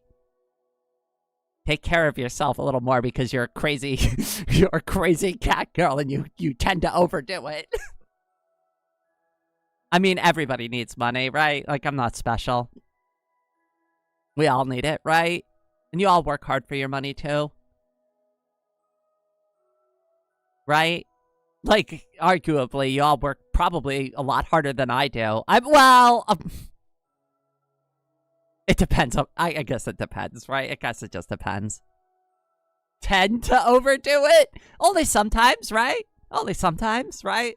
Definitely not something I've made a habit of over all these years. Burnout? I wouldn't know what that is. I never get burnt out. Ignore the live stream from last week. That's totally irrelevant. Nope, still school. I'll give money to the rain! Dark Raven. Have you listened to the Teto songs I recommended? I was going to this weekend. I haven't had a chance. So what ended up happening for me yesterday, if anybody was curious about, like, my day yesterday, I was still not feeling good. I'm still not feeling good now. But I'm, like I said, I'm like 80% better from, like, where I was. Like, last week I was really bad, right? But I still, like, wanted to keep up with it as best as possible. But my Sunday was pretty much catching up on every single thing that I'd blown off during the week, right? So I managed on Thursday or Friday, I can't remember what day it was, right? But on Thursday or Friday, I finally managed to get out to the grocery store. That was a long time coming. Then on Sunday, I had to clean. I had to clean the house. I had to clean my room.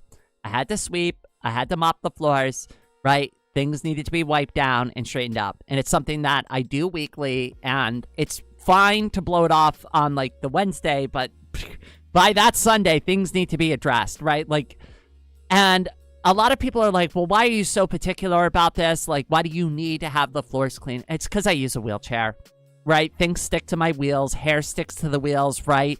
Dust, dirt, debris, grime, right? things stick to the wheel, and my arms touch that all the time. So like having the floors clean means that my wheels stay more clean, which means my arms stay more clean, right? The one hand literally washes the other on that. So like I hate like having like grime, and I'm also a little bit of a germaphobe. Okay, maybe not like a little bit, maybe a lot of bit of a germaphobe, but like not super crazy. It's not like I'm constantly like washing my hands and spraying like sanitizer all over the place, right? But like I do like to have like probably a little higher than average level of like sanitation and cleanliness when it comes to the things I touch and interact with. Like if something feels like sticky, gross, or dirty, I like just wipe it down immediately just because like I just can't stand that. I'm sorry, it just bothers me. I don't like having things on my hands. I don't like my hands being dirty, right? Even though I've done dirty jobs and I've done some dirty work in the past, right? I still like, I used to get like this stuff called Gojo, and it was like this like abrasive hand wash stuff just so I could get like all the grease and grime and dirt off my skin and like really scrub it off. Good afternoon, just got home. Paragon, welcome to the stream. I hope you had a lovely weekend.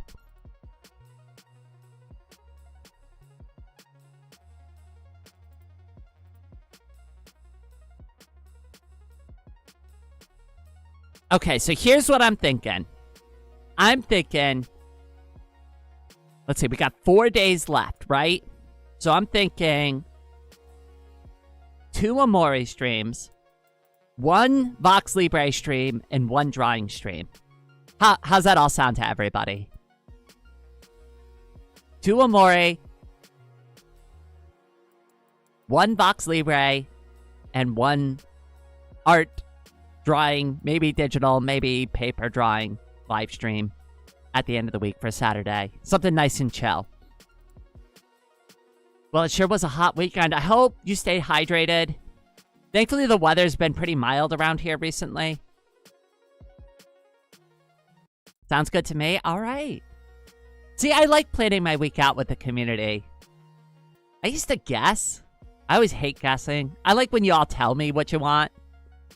Right? It's like, Rain, do more drawing live streams. Okie dokie. Rain, play this game more. Sure. As long as I love it, right? If I don't like the game, I'm not going to keep playing it, right? But like, if our mutual interests align, I am more than happy to keep doing it. 33? Are you kidding me? That's insane. And I'm assuming that's Celsius, because if it was 33 degrees Fahrenheit, you'd be phrasing.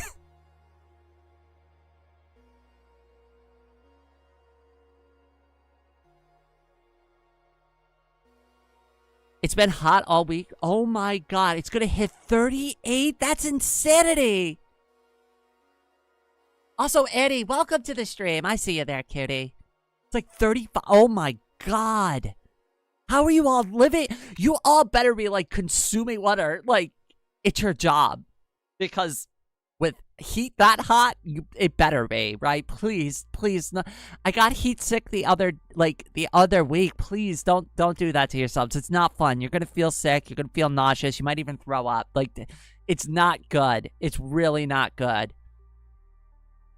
When you get too hot, your organs start shedding some of their cells internally. It's really not a good thing. I knew a girl one time who got so overheated, her feet started to swell. And it's just because, like, her body wasn't able to keep up. Like, her heart wasn't pumping her blood correctly anymore.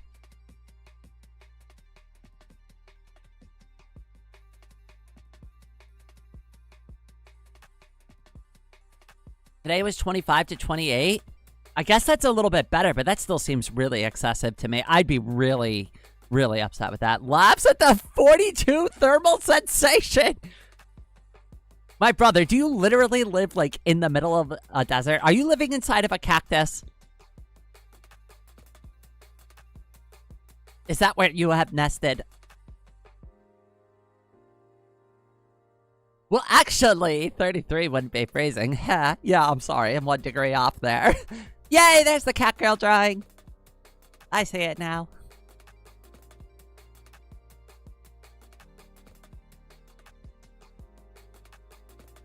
I'm glad I live in Northern Europe right now. Here it's 46 in Japan, yup. Oh, you finally made it back home, Raven. Sorry if that didn't click with me yet.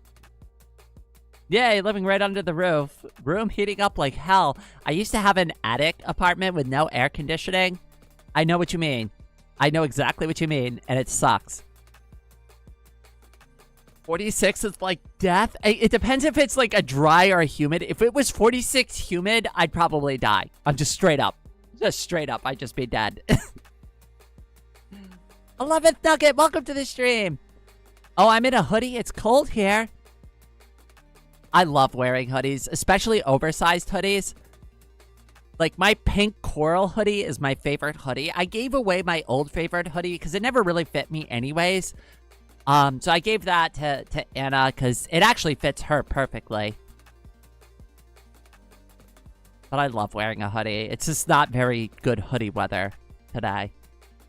In Japan, winter can go down to -10. Yes, but you're also from Indonesia, so I kind of am curious. What's your perspective on the colder weather? Do you enjoy it, or are you like, God damn, this sucks? If I wore a hoodie today, I would drown in my sweat. You know, that happens to me a lot, too, because I'll start the stream, and it might be cold, right? But the intensity of the game or what I'm doing will actually start, like, making me sweat a little. And even if it's still cold in my room, I get, like, that bogged down feeling inside of my hoodie. I think you know what I'm talking about.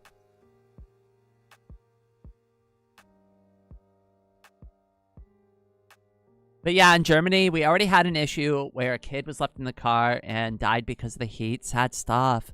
Yes, yes. It, like, always make sure that your windows are at least cracked if you're in the care of an animal or a child, right? I've had that situation kind of similarly happen to me once before. Thankfully, my car was running and I had the air conditioning going already. But my, like, my sister was like 8. And I was like, hey, I gotta run to the gas station and pick up something real quick. So, without thinking, I left the car on with the air conditioner. And I was like, I should lock the door so nobody can kidnap my sister. And then, I come back out with, like, a chocolate bar. And, like, I can't even remember what I needed to go in there and buy, right? And, like, I can't open the door. And I'm trying to give instructions to my 8-year-old sister to unlock the door. And like I said, thankfully the air conditioner was running, so she's totally fine, right? And like I could see her outside of the window at the gas station. It didn't click with me that locking the keys in the car would be a stupid thing to do. And I do always keep one of those like glass breaking kits on like my keychain. So if you don't have something like that, that's like a glass puncture tool, definitely get one of them. It's such a good idea. You never know when you need to, like, use, like, emergency glass-breaking tools. And there's enough glass commonly around that it's useful. And don't get those cheap little hammers either. Like, get, like, something that actually functions. Like, one of those push ones where you gotta press it against the glass and it automatically releases. Those are, like, the best ones. Elbow time? I don't know. I mean, you can do it with your elbow, but honestly, breaking glass is so much easier because it's just speed and, like, it's basically just speed and, like, how hard that, like, point, like, how, like, hard it hits in a concentrated point. Like, the physics behind it aren't that difficult. Like, once you realize it's like, I just concentrate all this force into a center point at, like, the right speed and the glass will break. That's why even those little tiny tools could break an entire pane of glass.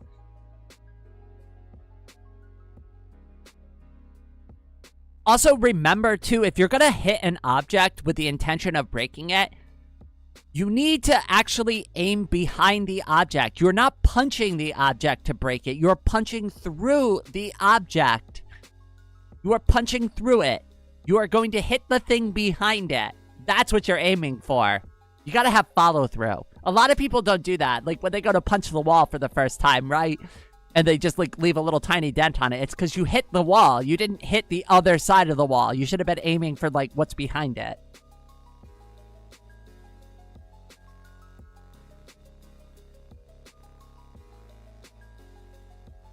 Also, don't be punching walls. Unless, like, I don't know, it's like just like extra sheetrock you got lying around, then go nuts with it.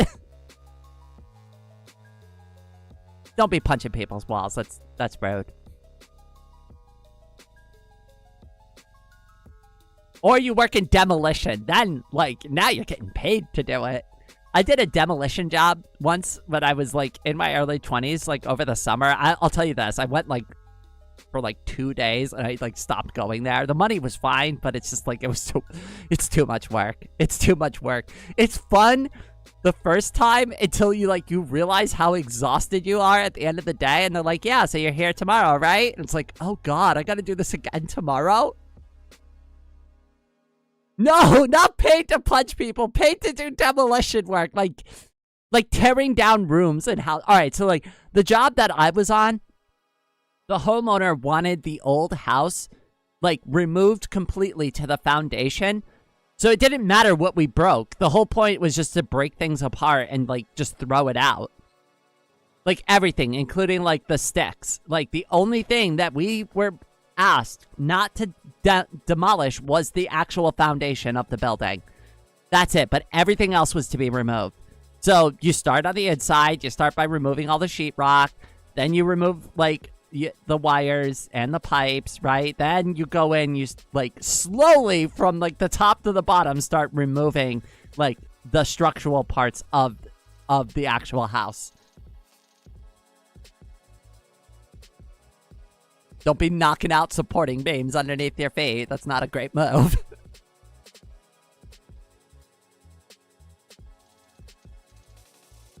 Also, don't have a car. Motorcycle for the win. Oh, God. Snow owl. So, when I was in Taiwan, it's not motorcycles, but I rode scooters all the time. I love it. I really wish I could ride something like that. It's just, like, my hips can't handle something that, like, with that much direct impact. Like, I'm never going to get it back on a bicycle again. I'm never going to get on a motorcycle again. I hit one bump the wrong way, and I'm going to be in so much pain, I'm probably going to fall off the damn thing. But I used to ride them, and I used to ride them well. I used to love mountain biking. I used to do downhill mountain biking trails. I told this to Anna the other day, but I'm like, did you know one time I broke, like, all the ribs on my right side mountain biking because I fell off?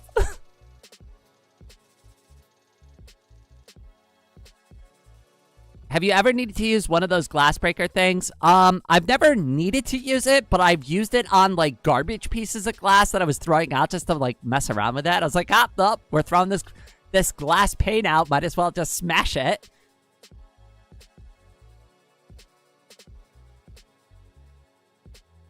I can't remember what job this was, but I remember working at the mall, too. And, like, one day we had to, like, throw all these halogen light bulbs. And I remember chucking them into the dumpster and watching them, like, explode off the side of the dumpster. It was so much fun.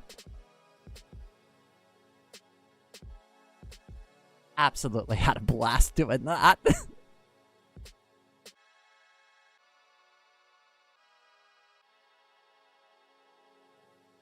Rain, I don't even have a car. A car in Japan costs 5 million yen. I'd recommend getting a bicycle anyways, even though we're all aware at this point, like, what happened to me on my bicycle, right? But I live in America where, like, you know, we basically don't care about bicycles here.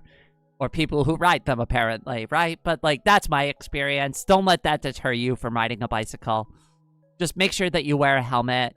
That was, like, my one big mistake that I really regretted. And I'm glad that I didn't get, like, a severe brain injury or, like, a severe head injury. Because I was not wearing a helmet during my accident.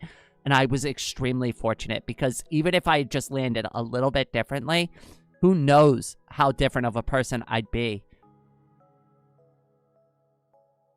Like, I joke with people that, like, oh, yeah, you know, I got the art talent knocked into me because of that, right? But, like, on a more realistic scale, like, we're lucky I didn't get myself paralyzed or lose, like, large swaths of my memory, or have, like, short-term memory issues or long-term memory issues and stuff like that. There's a lot that can go wrong if you get knocked around in the head too hard. I had a pretty severe concussion, and I had some whiplash, and that was, like, the extent of my head injury. Now, it did affect my memory quite a bit. that's something that kind of concerns me a little bit because, like, I'll give you an example. My mom gifted me one of her rings from when we were growing up, and when I was asking her about it before she gifted it to me, I'm like, oh, the green one, the green ring that you used to wear. And she's like, green? I never had a green ring. And I'm like, didn't you have an emerald ring? So she pulls the ring out and shows me, and it's pink. And I'm like, why do I remember green? But even if I think about it now, for some reason in my head, the ring is green. Like, it's got a green emerald, not a pink, but, like, I'm literally wearing it on my hand, and I can see it, and it's like, it's not a green ring. Why would I remember it that way? It's weird. Hey, you went from male to female, so that's quite a change. A positive one, in my opinion. Rain, you're in a coma. We've been trying to reach you for years. We miss you. Thomas, like, all right. Not that I want to get too much into, like, the specific trauma, but you've kind of, like, hinted at, like, a secret fear of mine, right? Because from my perspective, right? From my perspective, there was the accident. Then there was the emergency room. Then there was the massive loss of blood. And then we fade to white, fade to black, and then, ta-da! I'm alive again. It's freaky. It's freaky. I've told this to, like, a lot of people, but it's just like, when I woke up, if you had told me, Rain, you have been asleep for 5,000 years, right? I would have, honestly, I wouldn't believe you. I'd be like, geez, you just resurrected me. No, not at all. Not at all. It's just like, but because of that perspective, right? Like, I don't really know what happened, right? It's kind of funny because now I've found the strength to become the person I want to be. And I started just pursuing, like, the things that interest me. And, like, for whatever reason, they just started working out. And it's almost like, I don't know, it's weird. There's that weird, like, line in my life from the before and after, and it's just, yeah. It's weird to think about sometimes, you know? It's like, what really did happen in all of that dead space in the in-between? And it's not like the doctors gave me a specific blow-by-blow account. Like, so the only thing I really know is that I was in an operating room, and then several days later, I woke up in the ICU with, like, 2 cameras shoved in my face. I asked them about that. I'm like, what's the cameras for? And they're like, I had to keep a very close eye on you. I was like, oh, shit.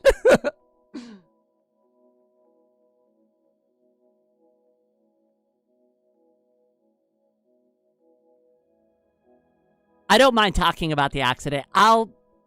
Here's something. I don't bring this up very often, but I will show a specific art piece off that's related to this topic. Give me 1 second. It's on my Ko-Fi.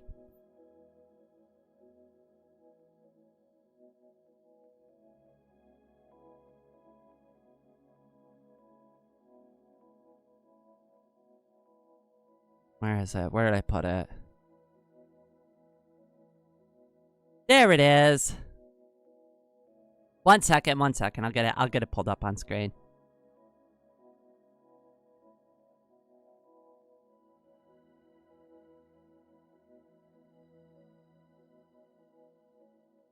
There it is. Okay, so here is one of my abstract art drawings. A lot of people have asked me about this specific piece.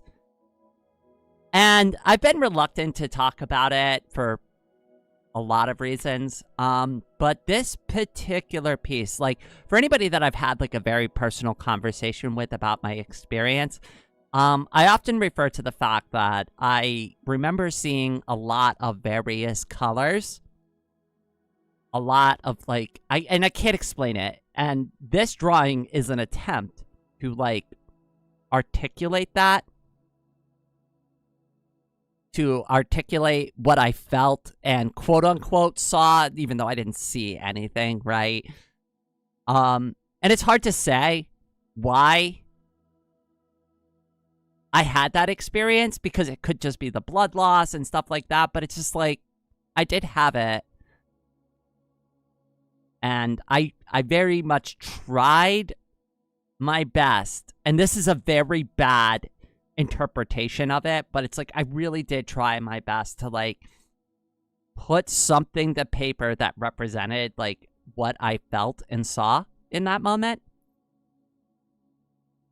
And that's what this is. If you are here in a city, don't use a taxi. Don't walk. Don't let taxis know that you're not using taxis. What is that? What is there, like a taxi mafia there? The brain doing weird stuff? I'm not sure what it was. But I saw a prism of beautiful colors. A rainbow, if you will.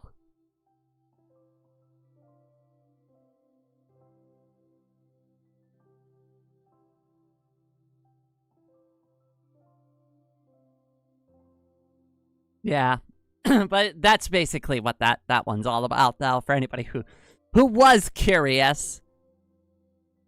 That's what I got going on there. The trans part of your brain activated. Honestly, I really did wake up feeling so strange. I can't, like, an NDE experience is not something that's easy to articulate. I do my best, right? But, like, I honestly woke up not even feeling like the same person. I've done drawings like this before, so, like, one of the other art pieces I did reflects how I felt the moment I woke up. I'll show that one, too. Give me a second. I've often come back to this one in the past and shown this off. Voided. This expressed the very eerie, ghost-like feeling that I had when I first awoken. And it's like I knew who I was, but I didn't feel like that was who I was, right? It was more like, you know, like, the best analogy I have for it is, like, I almost feel like I'm, like, a ghost that got, like, put into, like, the wrong body. And it's like, I have all this person's memories and all their feelings and all their emotions, but I don't think like that anymore. I don't feel that way anymore. I don't think like that person does, and I don't have their discouragements, and, like, I have some of those issues still, right? Like, and they still, like, come through on the other side, but for the most part, like, I just didn't feel the same anymore. Viola, welcome to the stream. And at first I tried to deny it. And I tried to tell people, like, I don't feel any different. I feel exactly the same. Everything's fine. Everything's fine. Everything's fine.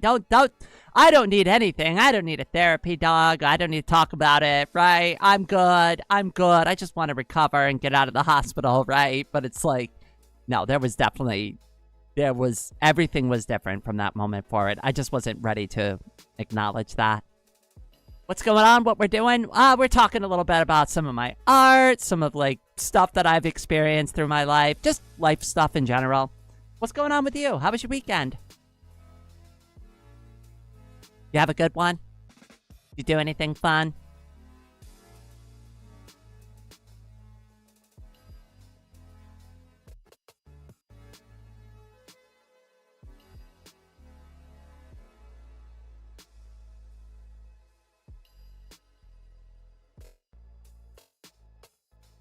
Oh my goodness, we've been going for 2 hours already?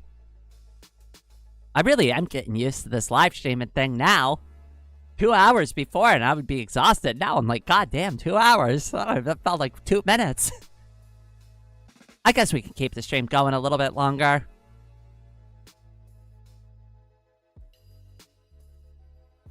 Me, I'm fine. Eating croutons with chip seasoning. Ooh, that sounds good. I love adding croutons to my salad. I'm sorry, I need a little extra crunch with my veggies. Also love to put blue cheese dressing on my salad. I know some people don't like blue cheese. I love blue cheese. I love stinky cheese. I don't like the smell of it on my hands after, like, I work with it, but, like, the taste, oh my god, I love the taste of stinky cheese. I'm still waiting on my microphone arriving. Wanted to try out recording some of my singing. Aw, I'd love to hear it. I'm a terrible singer. I'm thinking Miku, Miku, ooh, ooh. See? I'm terrible. Everybody start throwing tomatoes. Boo! Boo!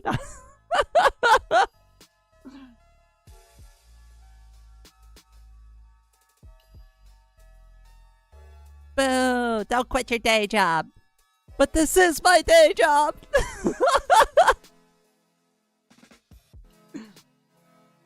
I mean, every note was correct. I mean, I haven't sang since I was in, like, chorus in, like, high school.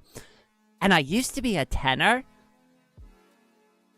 That probably was a sign. Anyways, and I wanted to sing the lead lyrics for Duke of Earl, and they were gonna give it to me too. And then my voice started to crack, and I was like really upset because they put me with the baritones. I'm like, no, I don't want to be with the baritones. I want to sing with the tenors.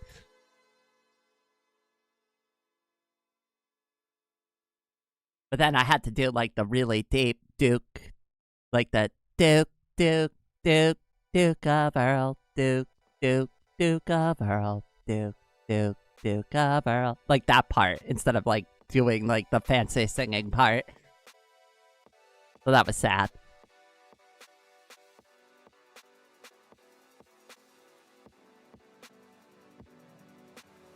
I don't know why, but today I feel so weak and tired and not motivated. Well, I mean, you've been doing a lot recently.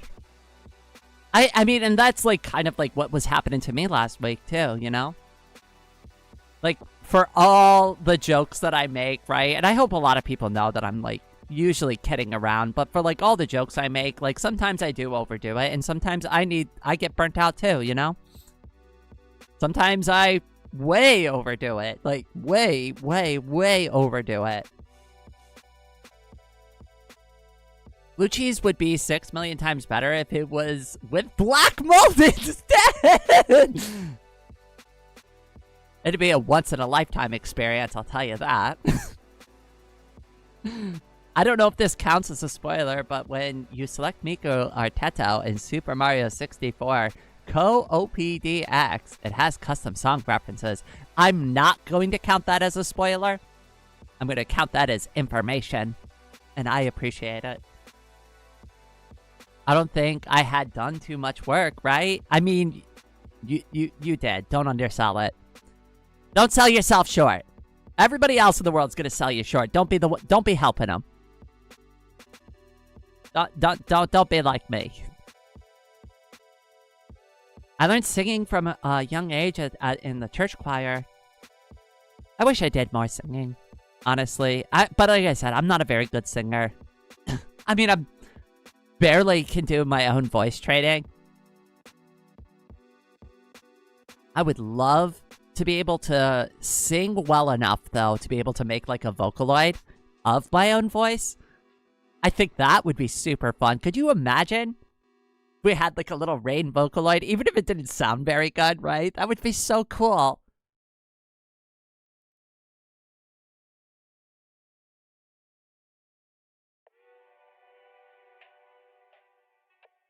Yes, Kinder Eggs are banned in the US, and I think it's dumb, too.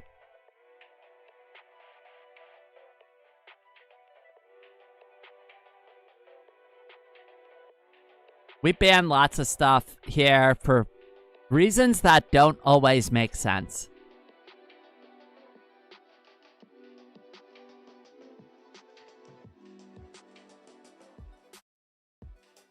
Miku, Teto, and Nehru character mod has skin references to songs too. Example, Teto has... Oh my god, really? I love that. Bird Brain is one of my favorite songs. What's a Kinder Egg? It's a chocolate with a toy surprise inside. From, I forget what the company name is. I think it's a European company, though. Somebody correct me if I'm wrong there. My sisters bullied me every time she heard me singing. Now I don't sing. I mean, it's just like one of those like other things I just stopped doing when I was a child that I probably shouldn't have stopped doing, but like I don't know. I never really had the right kind of encouragement. It's not like I could go to my dad and get any kind of encouragement there. I'm sure if I told my dad I wanted to sing, he'd be like, that's for girls. Now come join me in the barn and learn how to, like, fix this old woodworking machine.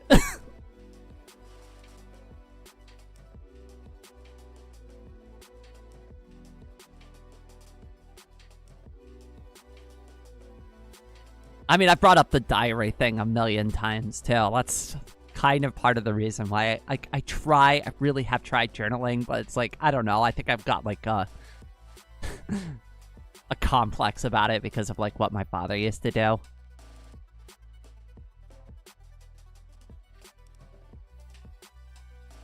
I also have weird candy I bought from the USA, and here's the only thing I like from the pile. Black licorice. I like black licorice, too. Not in massive quantities, but I will enjoy licorice, black licorice specifically from time to time. I also like saltwater taffy as long as it's not too sweet. Kinder Surprise Egg is a chocolate-shaped like egg with a toy inside. It's a hollow shell. Luckily, my dad was a conductor. Even with his flaws, he tried his best. Yeah, I wish my dad would do that.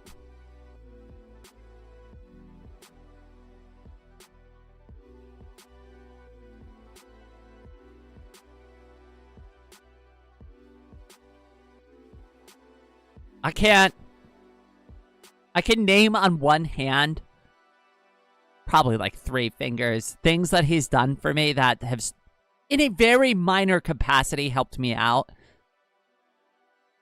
But it's not so substantial that I couldn't have probably done it myself, right? Like, he bought me a car one time. It was like $500. It's like, cool, thanks, Dad. That car lasted me a year before it broke down. And I couldn't afford to repair it. I don't journal per se, but I do write random stuff. Little weird stories. So I also do like a lot of script writing and stuff too. So it's kind of hard to pull up a journal after I've been like writing or drawing all day. You know, it's just like another thing I've got to do.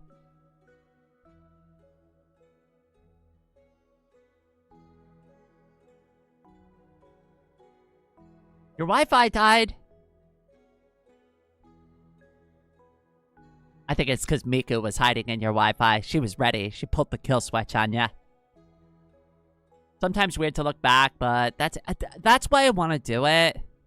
But then, like, every time I, like, start it off, right? Because I used to start my diary off as Dear Diary.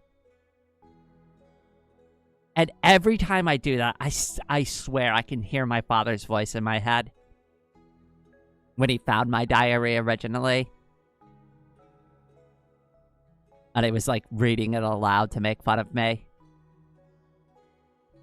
I don't know. That's me, though. Not exactly the best excuse, but, you know, it's just like... Why did he have to read my diary? And why did he have to make fun of me for it, right? Like, even if you found it, right? Couldn't you have just, like, I don't know, kept that to yourself? Like, I think most parents, if they found their kid's diary, as long as there's nothing too alarming in it, right? Like, there's really no reason to mention it, right? Your kids are allowed to have, like, their own thoughts and feelings. They're growing up.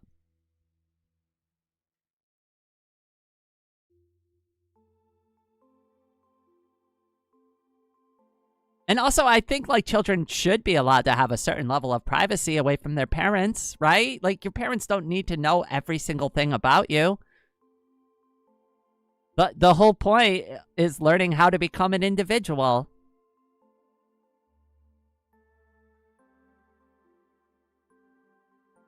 Dear Diary, yeah, that's how he would do it. Like, I remember when he found it too, and he was like, Dear Diary, today I am so sad. And he would just keep going. And of course, he had an audience. So my stepmother was there. You know, a couple other folks, and it's just like, ugh.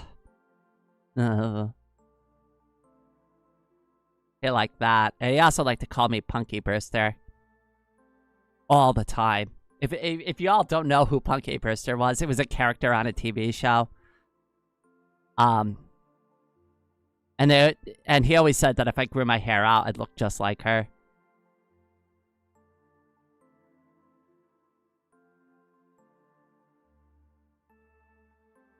Holy, how does a car cost only $500? Welcome to early 2000s America before Cash for Clunkers was a thing. Now there aren't those same there isn't the same amount of like used cars in the market. And I know that was a really long time ago, but that's how successful that program was. It really did get a lot of cars off the road, right? But it also like messed with like used car prices because, you know, supply and demand, right? Like that's just like economics 101. You take those junk cars off the market, the remaining cars that are available to everybody else go up in price. That's just how it works. It was called Cash for Clunkers, yes. And basically it was just an incentive to get like your junk car off, like into the pockets of like the US government. They'll take it, they'll give you some cash for it. You can go spend it on something you need or want or a new car, right? And we've like taken old, bad, inefficient, dangerous vehicles off the road. That was like the idea of the program, and it was very successful. But there are impacts, both positive and negative, that come from doing something like that. I used to keep a diary when my brother was in New Zealand so that I had something to write to him about. That's sweet. If Rainey and Annie come to Japan one day immediately, I'm introducing them to Japanese McDonald's with shrimp burgers. Ooh, I love seafood, so I'd be totally into that. No reason to read private text at all. Diaries just seem like a trick to make kids share secrets with a diary so parents can read it later. I don't know what's the point in them otherwise. So I watched a movie growing up, and it was called Harriet the Spy. It was a Nickelodeon production, and I absolutely loved that film. I loved that character. I watched that movie all the time. I even wrote that actress a letter when I was a child. I mean, obviously, she never wrote me back, right? But, yeah. I really loved it. And that's when I like started, and I was like, yeah, I'm gonna keep a diary too, you know. Well, in that film it was like a spy journal, right? But like I was like, I want to do that. I want to write everything down. I want to write my like thoughts and feelings and observations down too, right? It got me into journaling initially.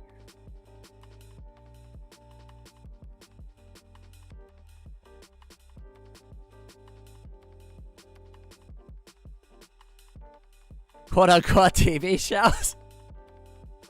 Holy hell, shrimp burgers sound like the closest humans can get to ambrosia. When I was in Taiwan, I had a burger that used 2 of the bun patties as like toasted rice. Now, I'm not going to say that that was my favorite way to enjoy a burger, but it was very unique. It was very unique. It was worth trying once. It's a Japanese chain. I can't remember the name of it, though. I'm sure somebody in the chat knows what I'm talking about, though. I couldn't do that. My brain goes weird when it's with itself. I think it's important, if nothing else, if you're not going to write your emotions down, this is something that I do tell people, and I try to do this for myself every once in a while. Have some quiet, reflective time. Turn the music off, turn the screen off, turn your cell phone off, get away from your iPad. I have, like, my armchair set up so that I can actually just sit in it and just kind of stare blankly. I turn the lights off. I'll turn my little skylight thing on so that like I have the purple scenery and like the little laser lights dancing in front of my eyes. So it's peaceful. It's relaxing. But it's really important to have at least 30 minutes of time where you just kind of let your brain just think and self-reflect on things. It's important. You need that post-processing time, right? Like, our days are just constant. Like, everything's vying for your attention, including me. I'm vying for your attention, right? Like, I mean, come on. You need that, like, time to yourself. You know when I used to do it? I used to do it on the drive home from work. Back when I had a car. But I used to drive, and it was like about a 30-minute drive, and I just turned the music off, and I just, like, think. Just think. Just self-reflect. To this day, my sister hates that I don't let her dig through my phone. My phone is the only private thing in my life. Yeah, nobody needs to have access to your phones or your stuff. I take my personal security very seriously. And you should too. If you don't have multiple email addresses and you don't randomize your passwords and randomize your password input method, there's lots of different ways to create passwords. There are great videos that tell you how to change your passwords up randomly enough to be able to confuse most people. Having 2 or 3 different email accounts is a really good idea. And then of course two-factor authentication on everything. And if you could if the service allows you to set up secondary passwords or other things that you can use as security measures, absolutely do all of that. Listen, you're never going to stop someone from fully accessing something. If they really want your information and they're highly motivated, they're going to probably find some sort of weakness or some sort of angle to take advantage of.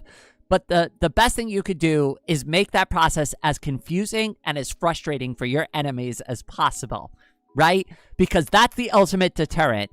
If they're motivated enough, they'll deal with the confusion and the frustration. But a lot of folks are going to be like, God damn, this is too annoying. I don't want to deal with this. This isn't worth it for me. And then they'll bail.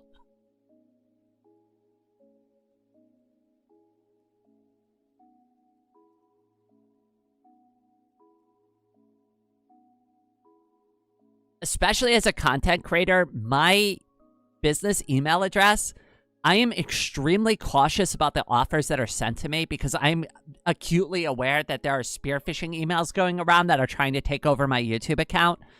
So I'm extremely cautious about whenever anybody sends me something that feels like it might be a little too good to be true. Wow, Rain, we've been watching your videos recently, and we've got an exclusive offer just for you because you're our favorite content creator. And it's huh, really? And then I kind of bat my eyes in that cute way. And I'm like, so tell me what you like about me. If this is for realsies, right? What do you like about my... Tell me, what's your favorite drawing of mine?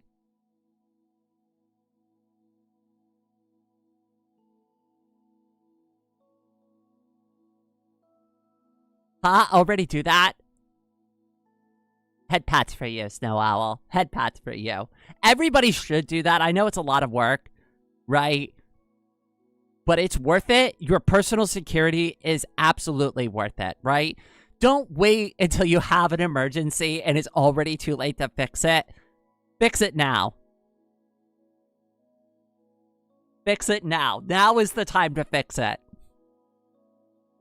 It's going to take a day for most people, a full solid day. It's not going to be a fun experience, right? But go through and do it one of these days. The only thing I can imagine that would taste better is a mix of all the cheeses together on a pizza. That would be so great. What a great idea for a YouTube video. I made a pizza with every kind of cheese I could get from the store. It's not a 4-cheese blend, it's an all-cheese blend. Every cheese, even the cheeses that you wouldn't think would work on pizza. We'll even do cottage cheese. Yummy.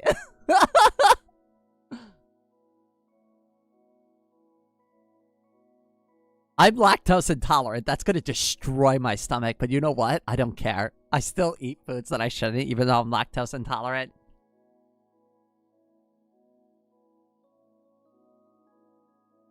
They can hack what they want. There's nothing important. I have things that are important that I do need to keep secure. So having all of that is very important to me because, again, it makes it harder for them to figure out, like, which keys I'm using for what.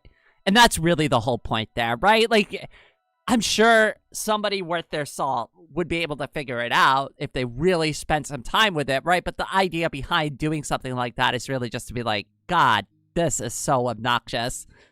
I don't know. I don't know what she does, right? Like, I'm not sure what she's using here, right?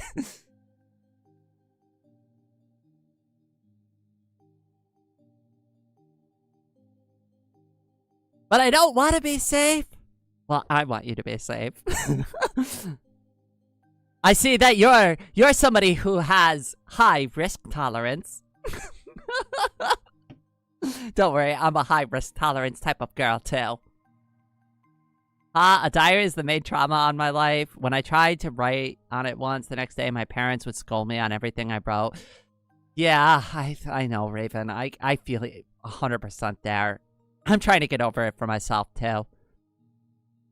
Another random fact about Super Mario 64 Co-op DX skins, Madeline and Madeline as a second skin. Oh my god, the modding community. I've really got to get into this. I've really got to get into this. One of these times, but like, ask Thomas how long it took me to get to Omori, and we're just getting to Omori now. I will do it. It just, unfortunately, I like really suck at being a content creator sometimes. Like, wow, Rain, you've been doing this for years. Are you any good at it? Nope. Not at all. I'm shocked half of you stick around here and think it's good.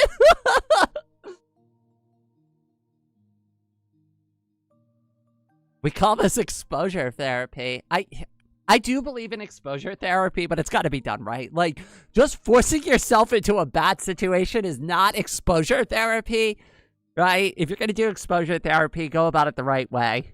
Maybe consult a therapist who can, like, give you coaching and guidance. That's probably actually the best advice. Consult a therapist who can give you advice on how to do exposure therapy for you. Because, like, reading stuff up online, I had a conversation with somebody about this recently, right? It's all well and good to look things up online, right? But, like, it's really important to get into a doctor still, right? Like, if you think you might actually have something, don't confirm the diagnosis yourself. You're not a doctor. Go and bring your concerns to a doctor and have them confirm it for you so that you can get the right kind of treatment for it.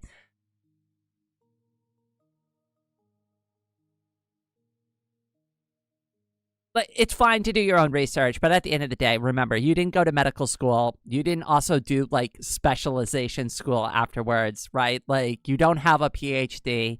There could be things that you're misinterpreting or misunderstanding, and some of these things really do need additional tests to confirm, right? And if you haven't done those tests with an actual, like, doctor who practices that field of medicine, then you just really don't know. You're just taking an educated guess. And educated guesses are good, but they're not a confirmation. They're not a diagnosis, right? So if you do have concerns about something, I encourage you all to, like, visit the right kind of care to get those, like, things taken care of. You are worth it. You are worth it. I'm going to eat breakfast, so bye-bye. Speaking of Omori, there's also a skin pack for characters. It was good to have you here. I hope you have a wonderful rest of your day if I don't catch you again.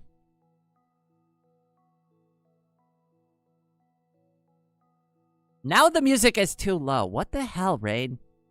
So bad at this.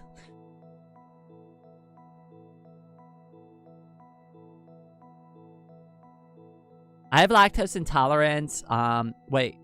I think lactose intolerance is a genetic thing. I'm unsure. Like, I also, like, to be honest, I could believe both. But like, if you're, like, pressing me and twisting me to, like, give you an answer, I honestly don't know. I don't know which one is the right one. There was music. There's supposed to be. I just, like, slid the slider down too low or something. I don't know. Yeah, that great great verbal representation there. Yeah, I slid the slider.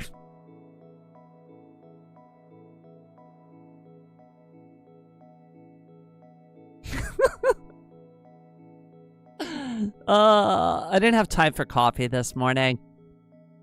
I mean, not coffee, breakfast. I only had coffee. I've had like 2 cups of coffee, and that's about it. That's all that's keeping me going. I woke up this morning around 3 a.m., and I was up for a couple of hours, probably till about 5. And then thankfully, I set like 2 alarms to like wake me up, and I actually heard them this time. But like I woke up at 7 again, and I only got like maybe another hour and a half, 2 hours of sleep at most, because I don't really know when I fell back asleep.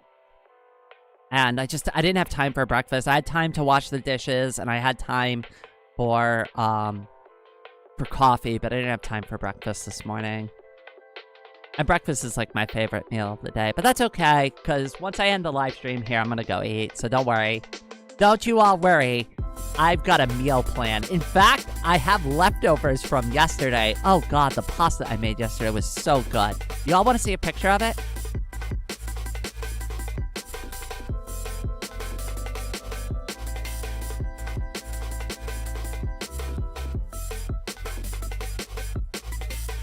Hold on, I'll show you what I made last night. It's really good. It's so yummy.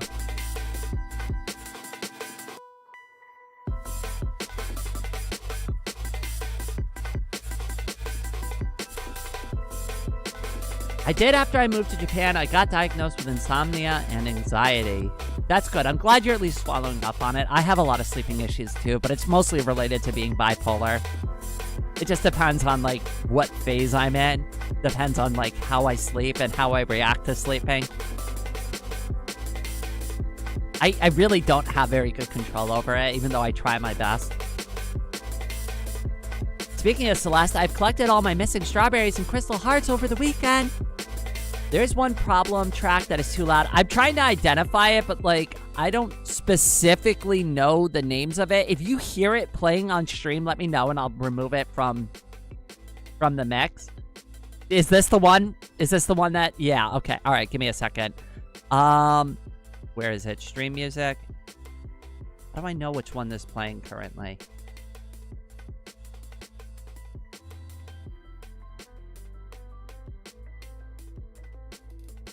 I don't know which one that is, but now I know what it sounds like, so when I go back there later, I'm gonna listen for that specific song and remove it. I know what it sounds like now. I will take care of it, I promise.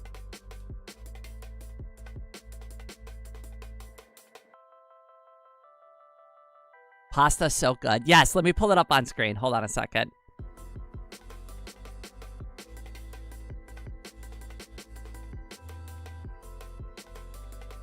Oh, wait. Whoops. That's not... That's the drawing. Okay, hold on a sec.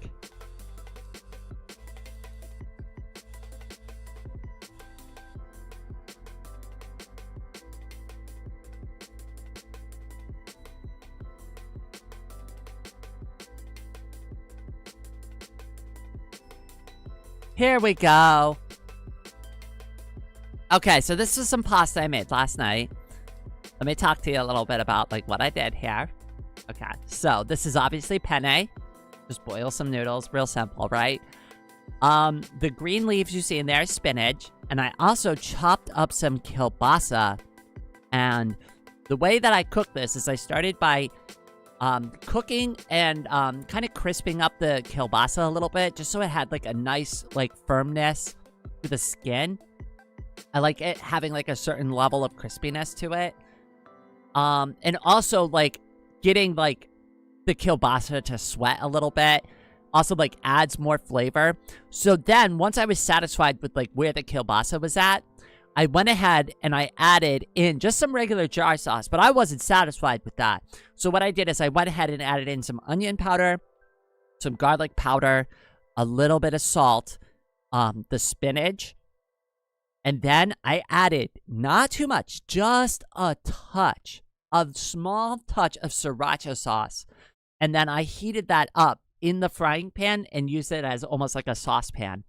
And then, only when I was satisfied that everything was mixed together and all those flavors got all nice and married to each other, then I mixed it in with the noodles, and it was so good. I swear. I had like 2.5 bowls of this last night. It was ridiculous. And I still have leftovers, so that's what I'm going to be eating after this stream today.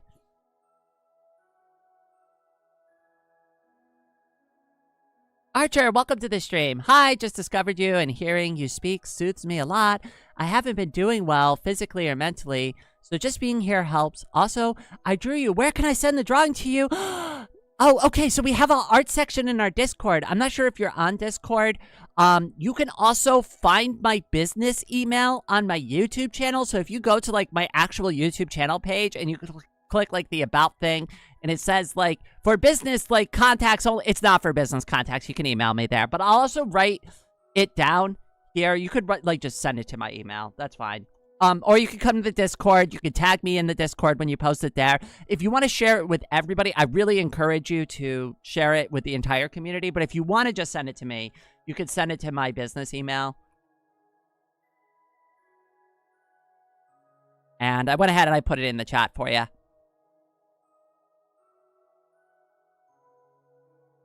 That pasta looks so good too. Welcome to the stream. I hope I don't know if you're into live streaming or if you just happen to catch me, but I hope we get to see you around more.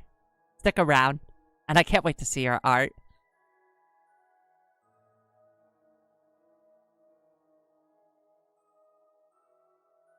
I am trying to do other content though. Like I have fallen off on doing YouTube Shorts and, like, regular videos consistently. I am trying to catch up on that, but, like, live streaming's kind of, like, really my thing.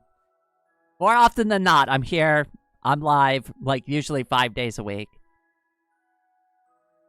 Rain, my girlfriend banned me on making spaghetti because I lit the pasta on fire? Well, you know when people joke and they're like, huh, I'm so bad at cooking I can burn water. Is that what happened there? I hope so, dude. You seem chill and my exact type. Aw, I appreciate that. I can't wait to see your art. How long you been drawing for? God, I think it's been like almost 2.5 years now. Almost 3 years that I've been drawing.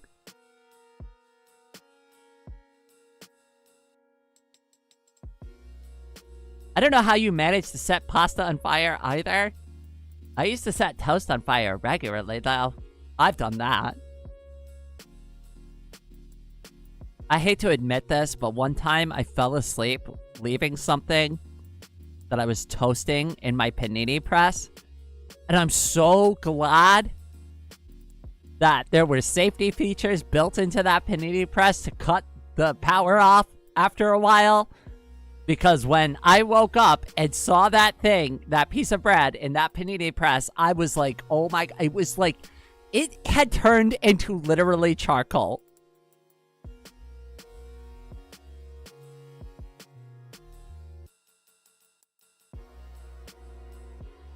Dan, how the F did you burn the water? That actually does sound like it could be a line from Undertale. I'm not exactly sure, but I think 4 years since I started taking it seriously. I actually never drew pretty much in any serious capacity or ever really took an interest in art before my accident. I didn't even know I could draw.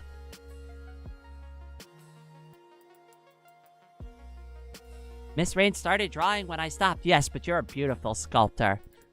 Do not undersell your sculptures at all floating away today. I think they're lovely. I would love to be able to mess with clay. I'm just not sure if I'd be able to put the same level of creativity into something like that. I mean, the only reason I say that is because I've never really tried, you know?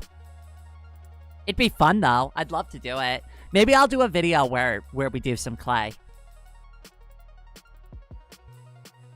Just try to make something simple, and then I can paint it.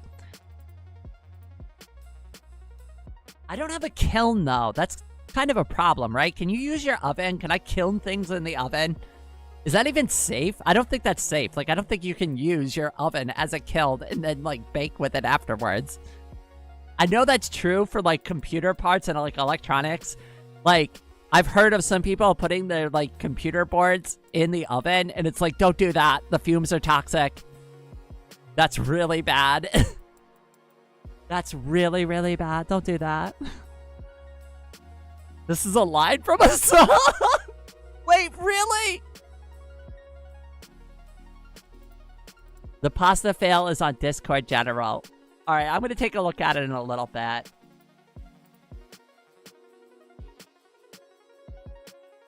Ovens don't get that hot. All right, fair enough. See, I told you, I don't really know much about, like, kilning and, like, clay making or, like, working with clay.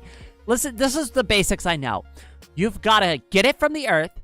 You've got to let it sit in the like a bucket of water, and, like, you got to filter out, like, all the crap from it, right? And after you do all of that, then you form it into, like, whatever you were going to make, and then you have to, like, put it in an oven that gets really hot to, like, set it, like, and harden it, and then, only then, you can start to paint it. So I have, like, an idea of the process, but, like, the particulars, yeah, I don't know anything about that. Please baked at 1,000 degrees Celsius, your oven won't reach that. I mean, I can make it try. Listen, if my apartment burns down, you'll all know the reason why.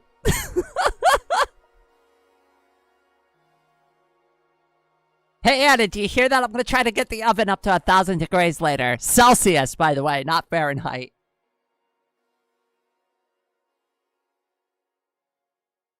I don't think my oven does Celsius. You have to program it in Fahrenheit. I love to see someone else. I see someone else loves to cook. I do cooking videos on the other channel. I haven't done a lot of them yet, but if y'all want to actually see anything specifically, like if I show you something, you're like, Rain, can you show me how to make that? I'll do a video about it.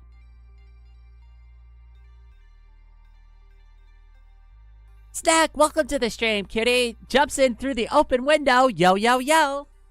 Good to see you. Did you bring a yo-yo for the rest of the class? I still don't see how you burnt that pasta. There doesn't seem to be any other burners on. When there's a will, there's a way. If you have a clay place in your city town, you could ask. There's like an art shop where, like, they make it like a one-time pay, and, like, you do that and blah blah blah blah blah. But, like, it's basically they do all this stuff. They have like a pre-made thing and, like, a plan or, like, specific instruction. It feels like it's not art. It's more like I paid to create something, and I'm gonna pretend that I knew what I was doing, and it really, these professionals kind of just handheld me. It's a good way to, like, experience something without knowing, but, like, the cost for something like that seems really high, whereas I could just find some clay or buy some clay really cheap and figure it out on my own. And for me, that's a much more fun thing to do. Not that I'm poo-pooing on that, but it's just like, I don't want to pay for it either, you know?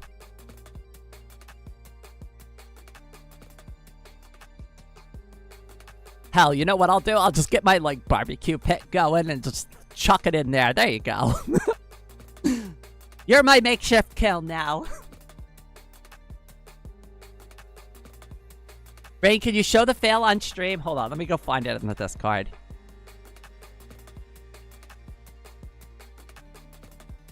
Whoops, I'm moving stuff in the Discord again by accident. Hold on. Where is it?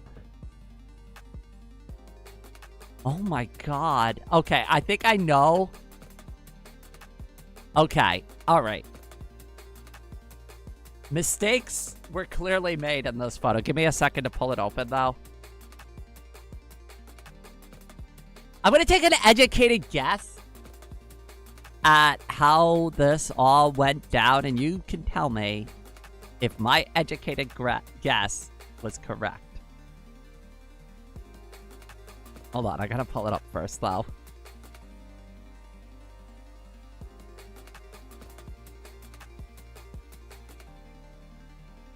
Come on, Rain.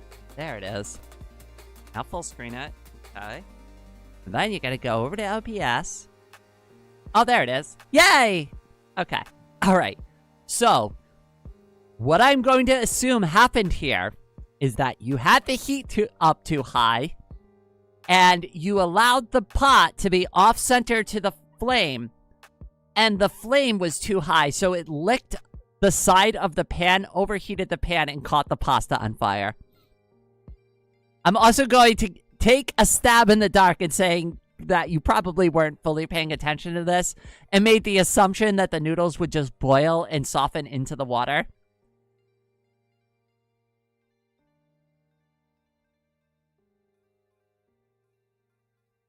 How accurate am I with that, like, you know, breakdown here? With my post-mortem.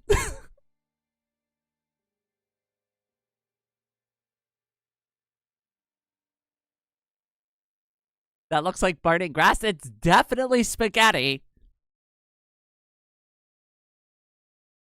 Ding, ding, ding. We got a winner. Okay, so definitely get that pot up to a nice roaring boil. And then what I like to do is turn the heat down low for a second. And when I first add the spaghetti into the pot, what I do is I gently take like the spoon that I'm cooking with and I tap the top of the noodles. And as the lower part of the noodle starts to soften, you can start to push it slowly into the pot so that it doesn't fall over the edge or soften over the edge or get too close to the flame or anything like that. And then once it's back in the pot and it's boiling again and it's back up to like the normal boil, then you can kind of start meandering around the kitchen and working on other stuff. Hopefully that tip helps you out there. Yes, you gotta slap the noodles. You gotta tell them who's boss. No, well, listen, they're stiffening that upper lip. You gotta tell them to soften up a little bit. Chill, relax. Listen, you're in a jacuzzi right now. No reason to be that serious.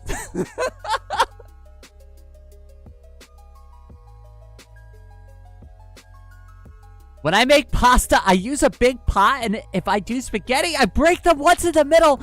Oh my God, Paragon. My great-grandmother was Italian, and if I snap those like spaghetti noodles in half and throw them into the pot of water, she would have beaten me nearly to death. She would have been like, "You don't do that to the noodle! What are you doing? Iti batas do nada."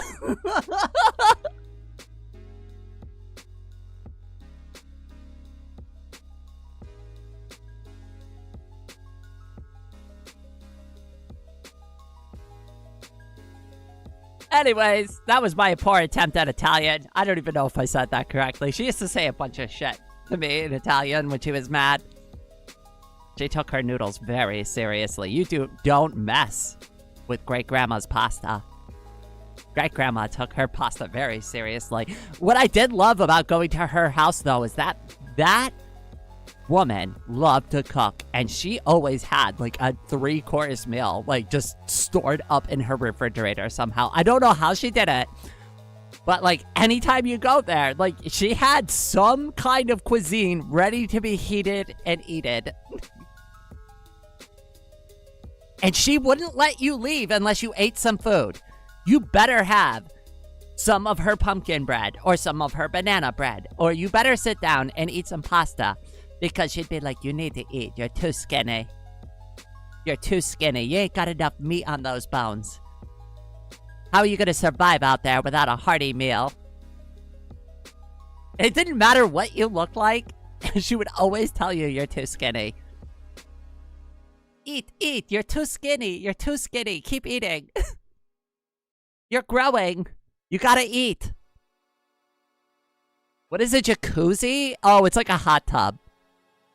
I was just making a joke there. Breaking the spaghetti in the middle is just practical. They fit better in the pot. Listen, I wasn't about to argue with my great-grandmother over this point, right? Because 1, she was 10 times my size at that age, and 2, she was the one in charge, right? I was just there to, like, be her little kitchen assistant. The noodles probably like it. But yeah, I also love lasagna. Lasagna is one of my favorite. I also like baked ziti. Baked ziti is really like, oh God, now I'm getting really hungry. Mozzarella pizza pasta. Wait, what? I might actually have to look that one up. Yeah, I don't want to. Well, they're traditional about their cooking.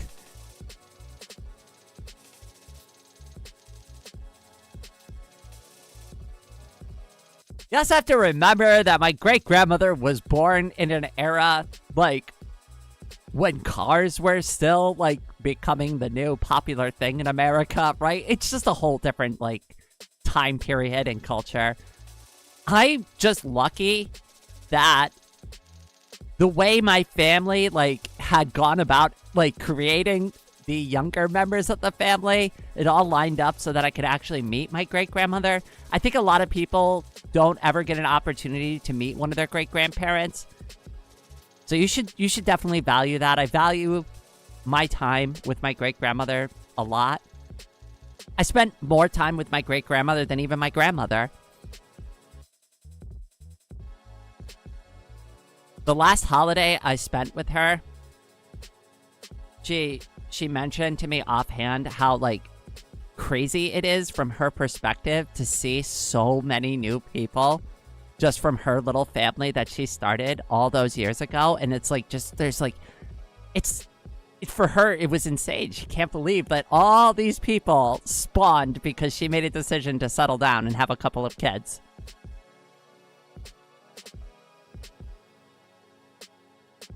So a whirlpool? I guess a whirlpool would be a better analogy.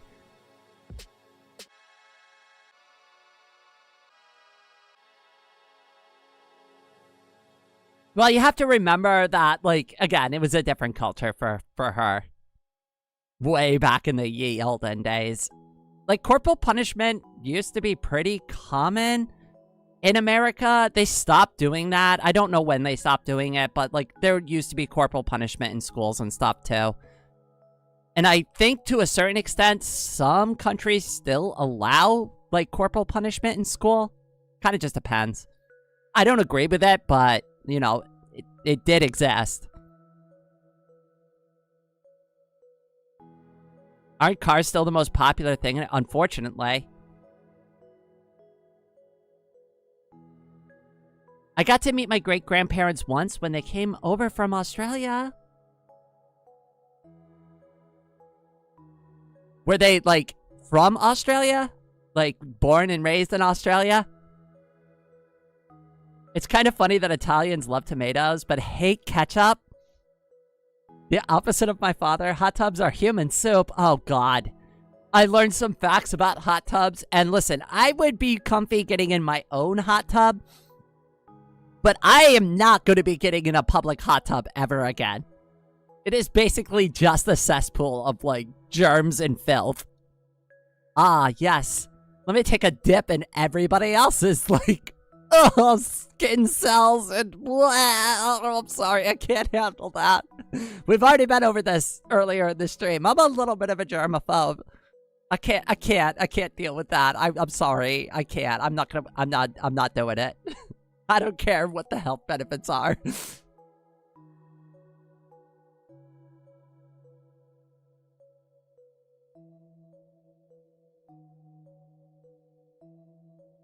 I met two of my great-grandparents, I think. We had corporal punishment when I was in school. Yeah, I don't agree with it, but it... You know what I mean?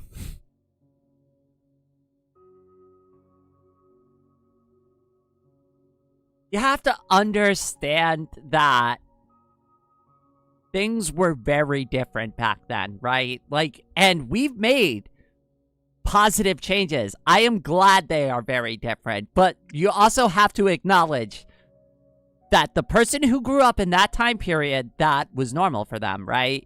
Even if it was wrong.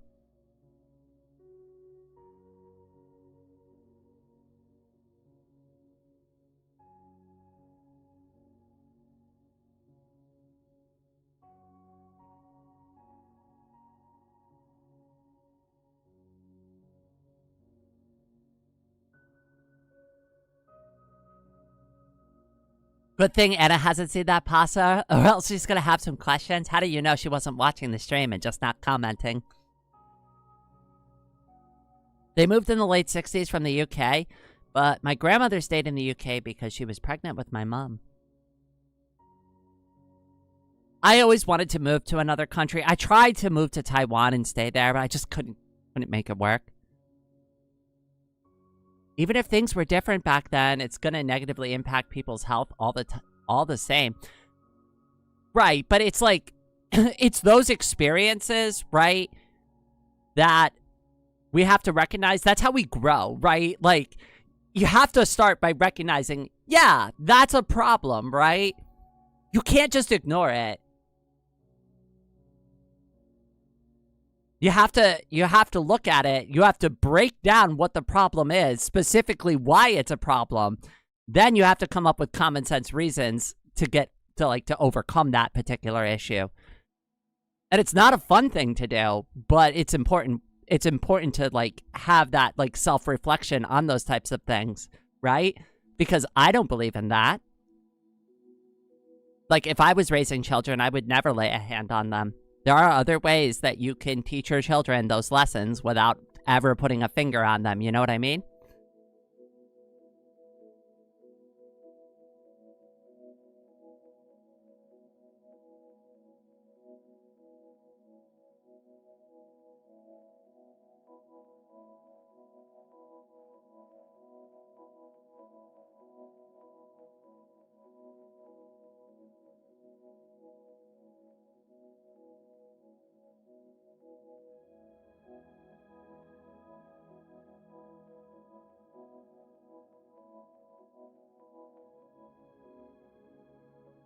Well, today there's no corporal punishment anymore.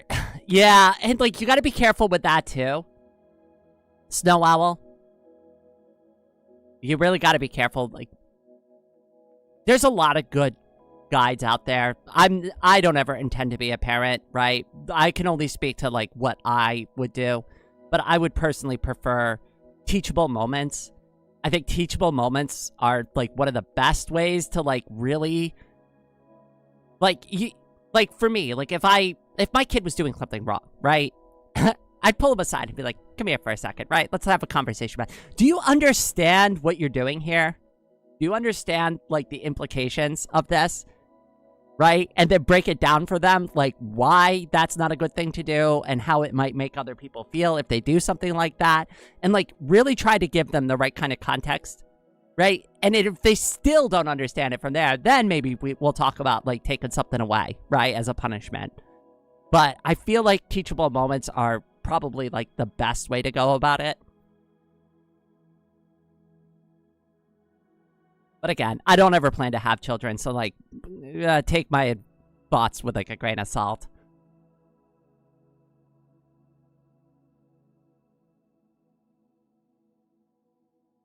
Just don't see your family, your games. Well, here's the thing, right? Like, if I only looked at the bad about my great-grandmother and the few bad things she did, I wouldn't have any good memories to reflect on at all. I can both acknowledge that the things she did and said should not be carried forward, but then also, like, retain the good memories of that person.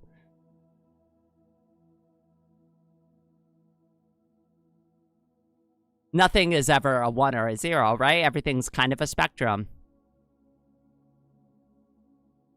There are degrees to stuff like that, and you can't cherry pick one bad thing that one person said out of anger in the moment because of something, right? And then hold it against them. Because now you're just using one thing that they've done at one time as a cudgel against them. And sometimes, depending on what that thing is, that might be the appropriate response. But, you know, it's nuanced. You have to really look at things like carefully and break them down. You can't just go, yeah, no, I don't believe in that. So anybody who ever did anything like that is bad, right? I don't like to paint with broad brushes. I brought that up a couple of times, right? Like, everything is nuanced, situations are unique, and things are usually on spectrums.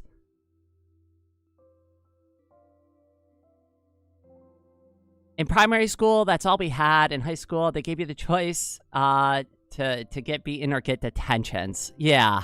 I'm really glad that we've, like, mostly moved past that type of stuff. Because it's not good. It's not the right way to teach people anything. All you're doing is teaching them to be fearful. Hey, I sent the art. I'm a bit nervous. Where did you send it, if you don't mind me asking, just so I know where to look? Ignore that YouTube hates emoticon. I know, it's awful. Don't worry about it.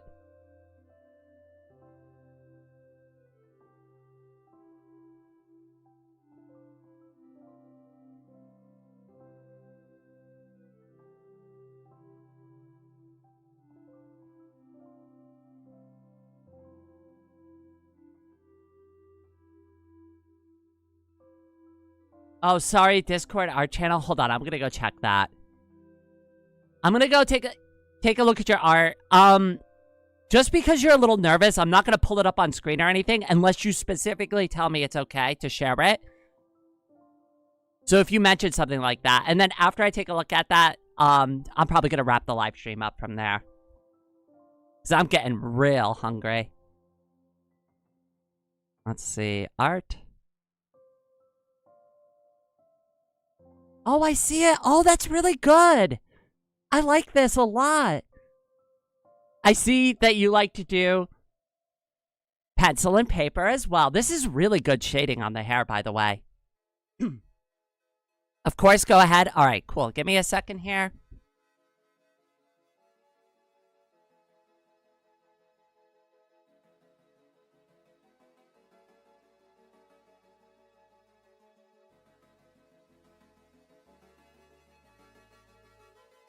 All right, and then I gotta go back over here.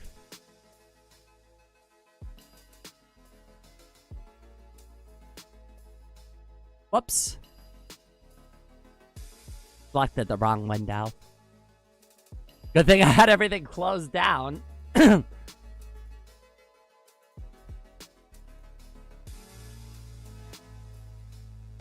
There we go. And now I can put it on screen. Alright, hold on. Let me full screen this. Whoops. Oh, gosh. Hold on a second. I'm sorry. I'm a hot mess. I told you I'm hungry. One more second. Let me pull up the right photo. Alright, this time. Control tab. There we go. And now open it back up. Here it is. This is really good. I especially love the hair and the tail. Have you done anything with, like, do you use, like, a blend stick? Like, how did you, like, or did you just use the pencil to, like, get the hair to look like that?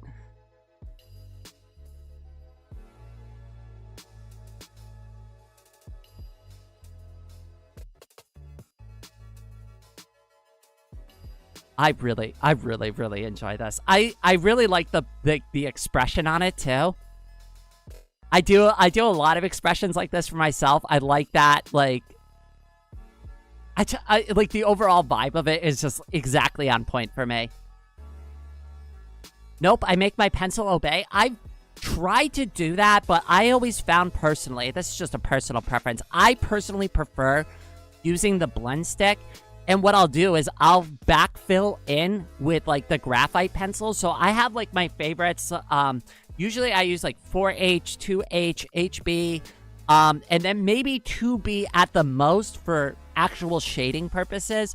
And then I'll do the actual outline in something, like, really heavy, like 10B. And then once I, like, fill in the colors the way I want to, I go through. And it depends on the type of color that I use or, like, the thing that I want out of the drawing. But then I use the blend stick to all mix it in together so it, like, really smooths it out nice. And then when you're done with that, for shading, sometimes I just use the extra graphite left over on the blend stick and just, like, kind of, like, color in the arms a little bit and other places. Ooh, I do that whenever I'm working with darker skin. You know, I've thought about that. I don't mess with a lot of, like, skin tone colors because most of my drawings have been in black and white.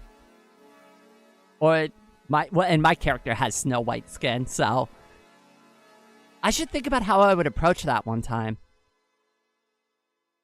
Maybe I'll opposite it. Like, maybe I'll leave, like, the clothes, like, a little bit, like, less filled in. I'm not sure how it did. You know what? I'd actually have to sit and think about that.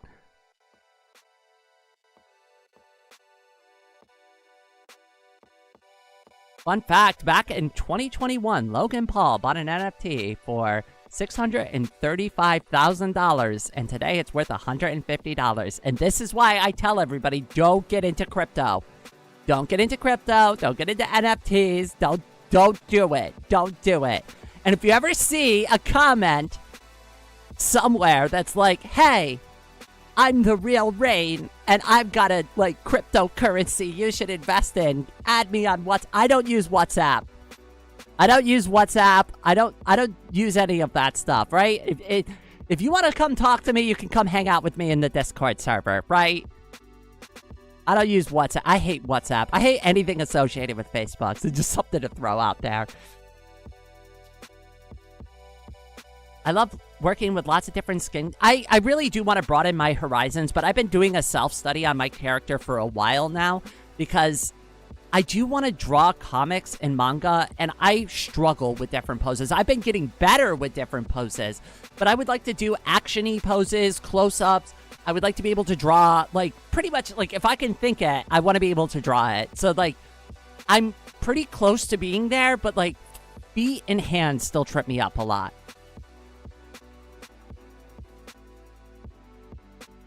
All right. So I think this is going to be a pretty good place to wrap up the live stream. Like I said, I am starving. But before I go, I do like to say a very special thank you to everyone who's been so supportive recently. I know there are a lot of people who have recently donated, who have contributed. I am going to be updating this list very soon, probably by the next live stream. So I'm going to have it try to have it updated. I do try to do this once a month. So if you don't see your name here now, let me know and I'll make sure that you get added. But from the bottom of my heart to yours, thank you all so much. Now, with all of that out of the way, thank you all so much for joining me for this live stream. And I hope everyone out there has a wonderful day.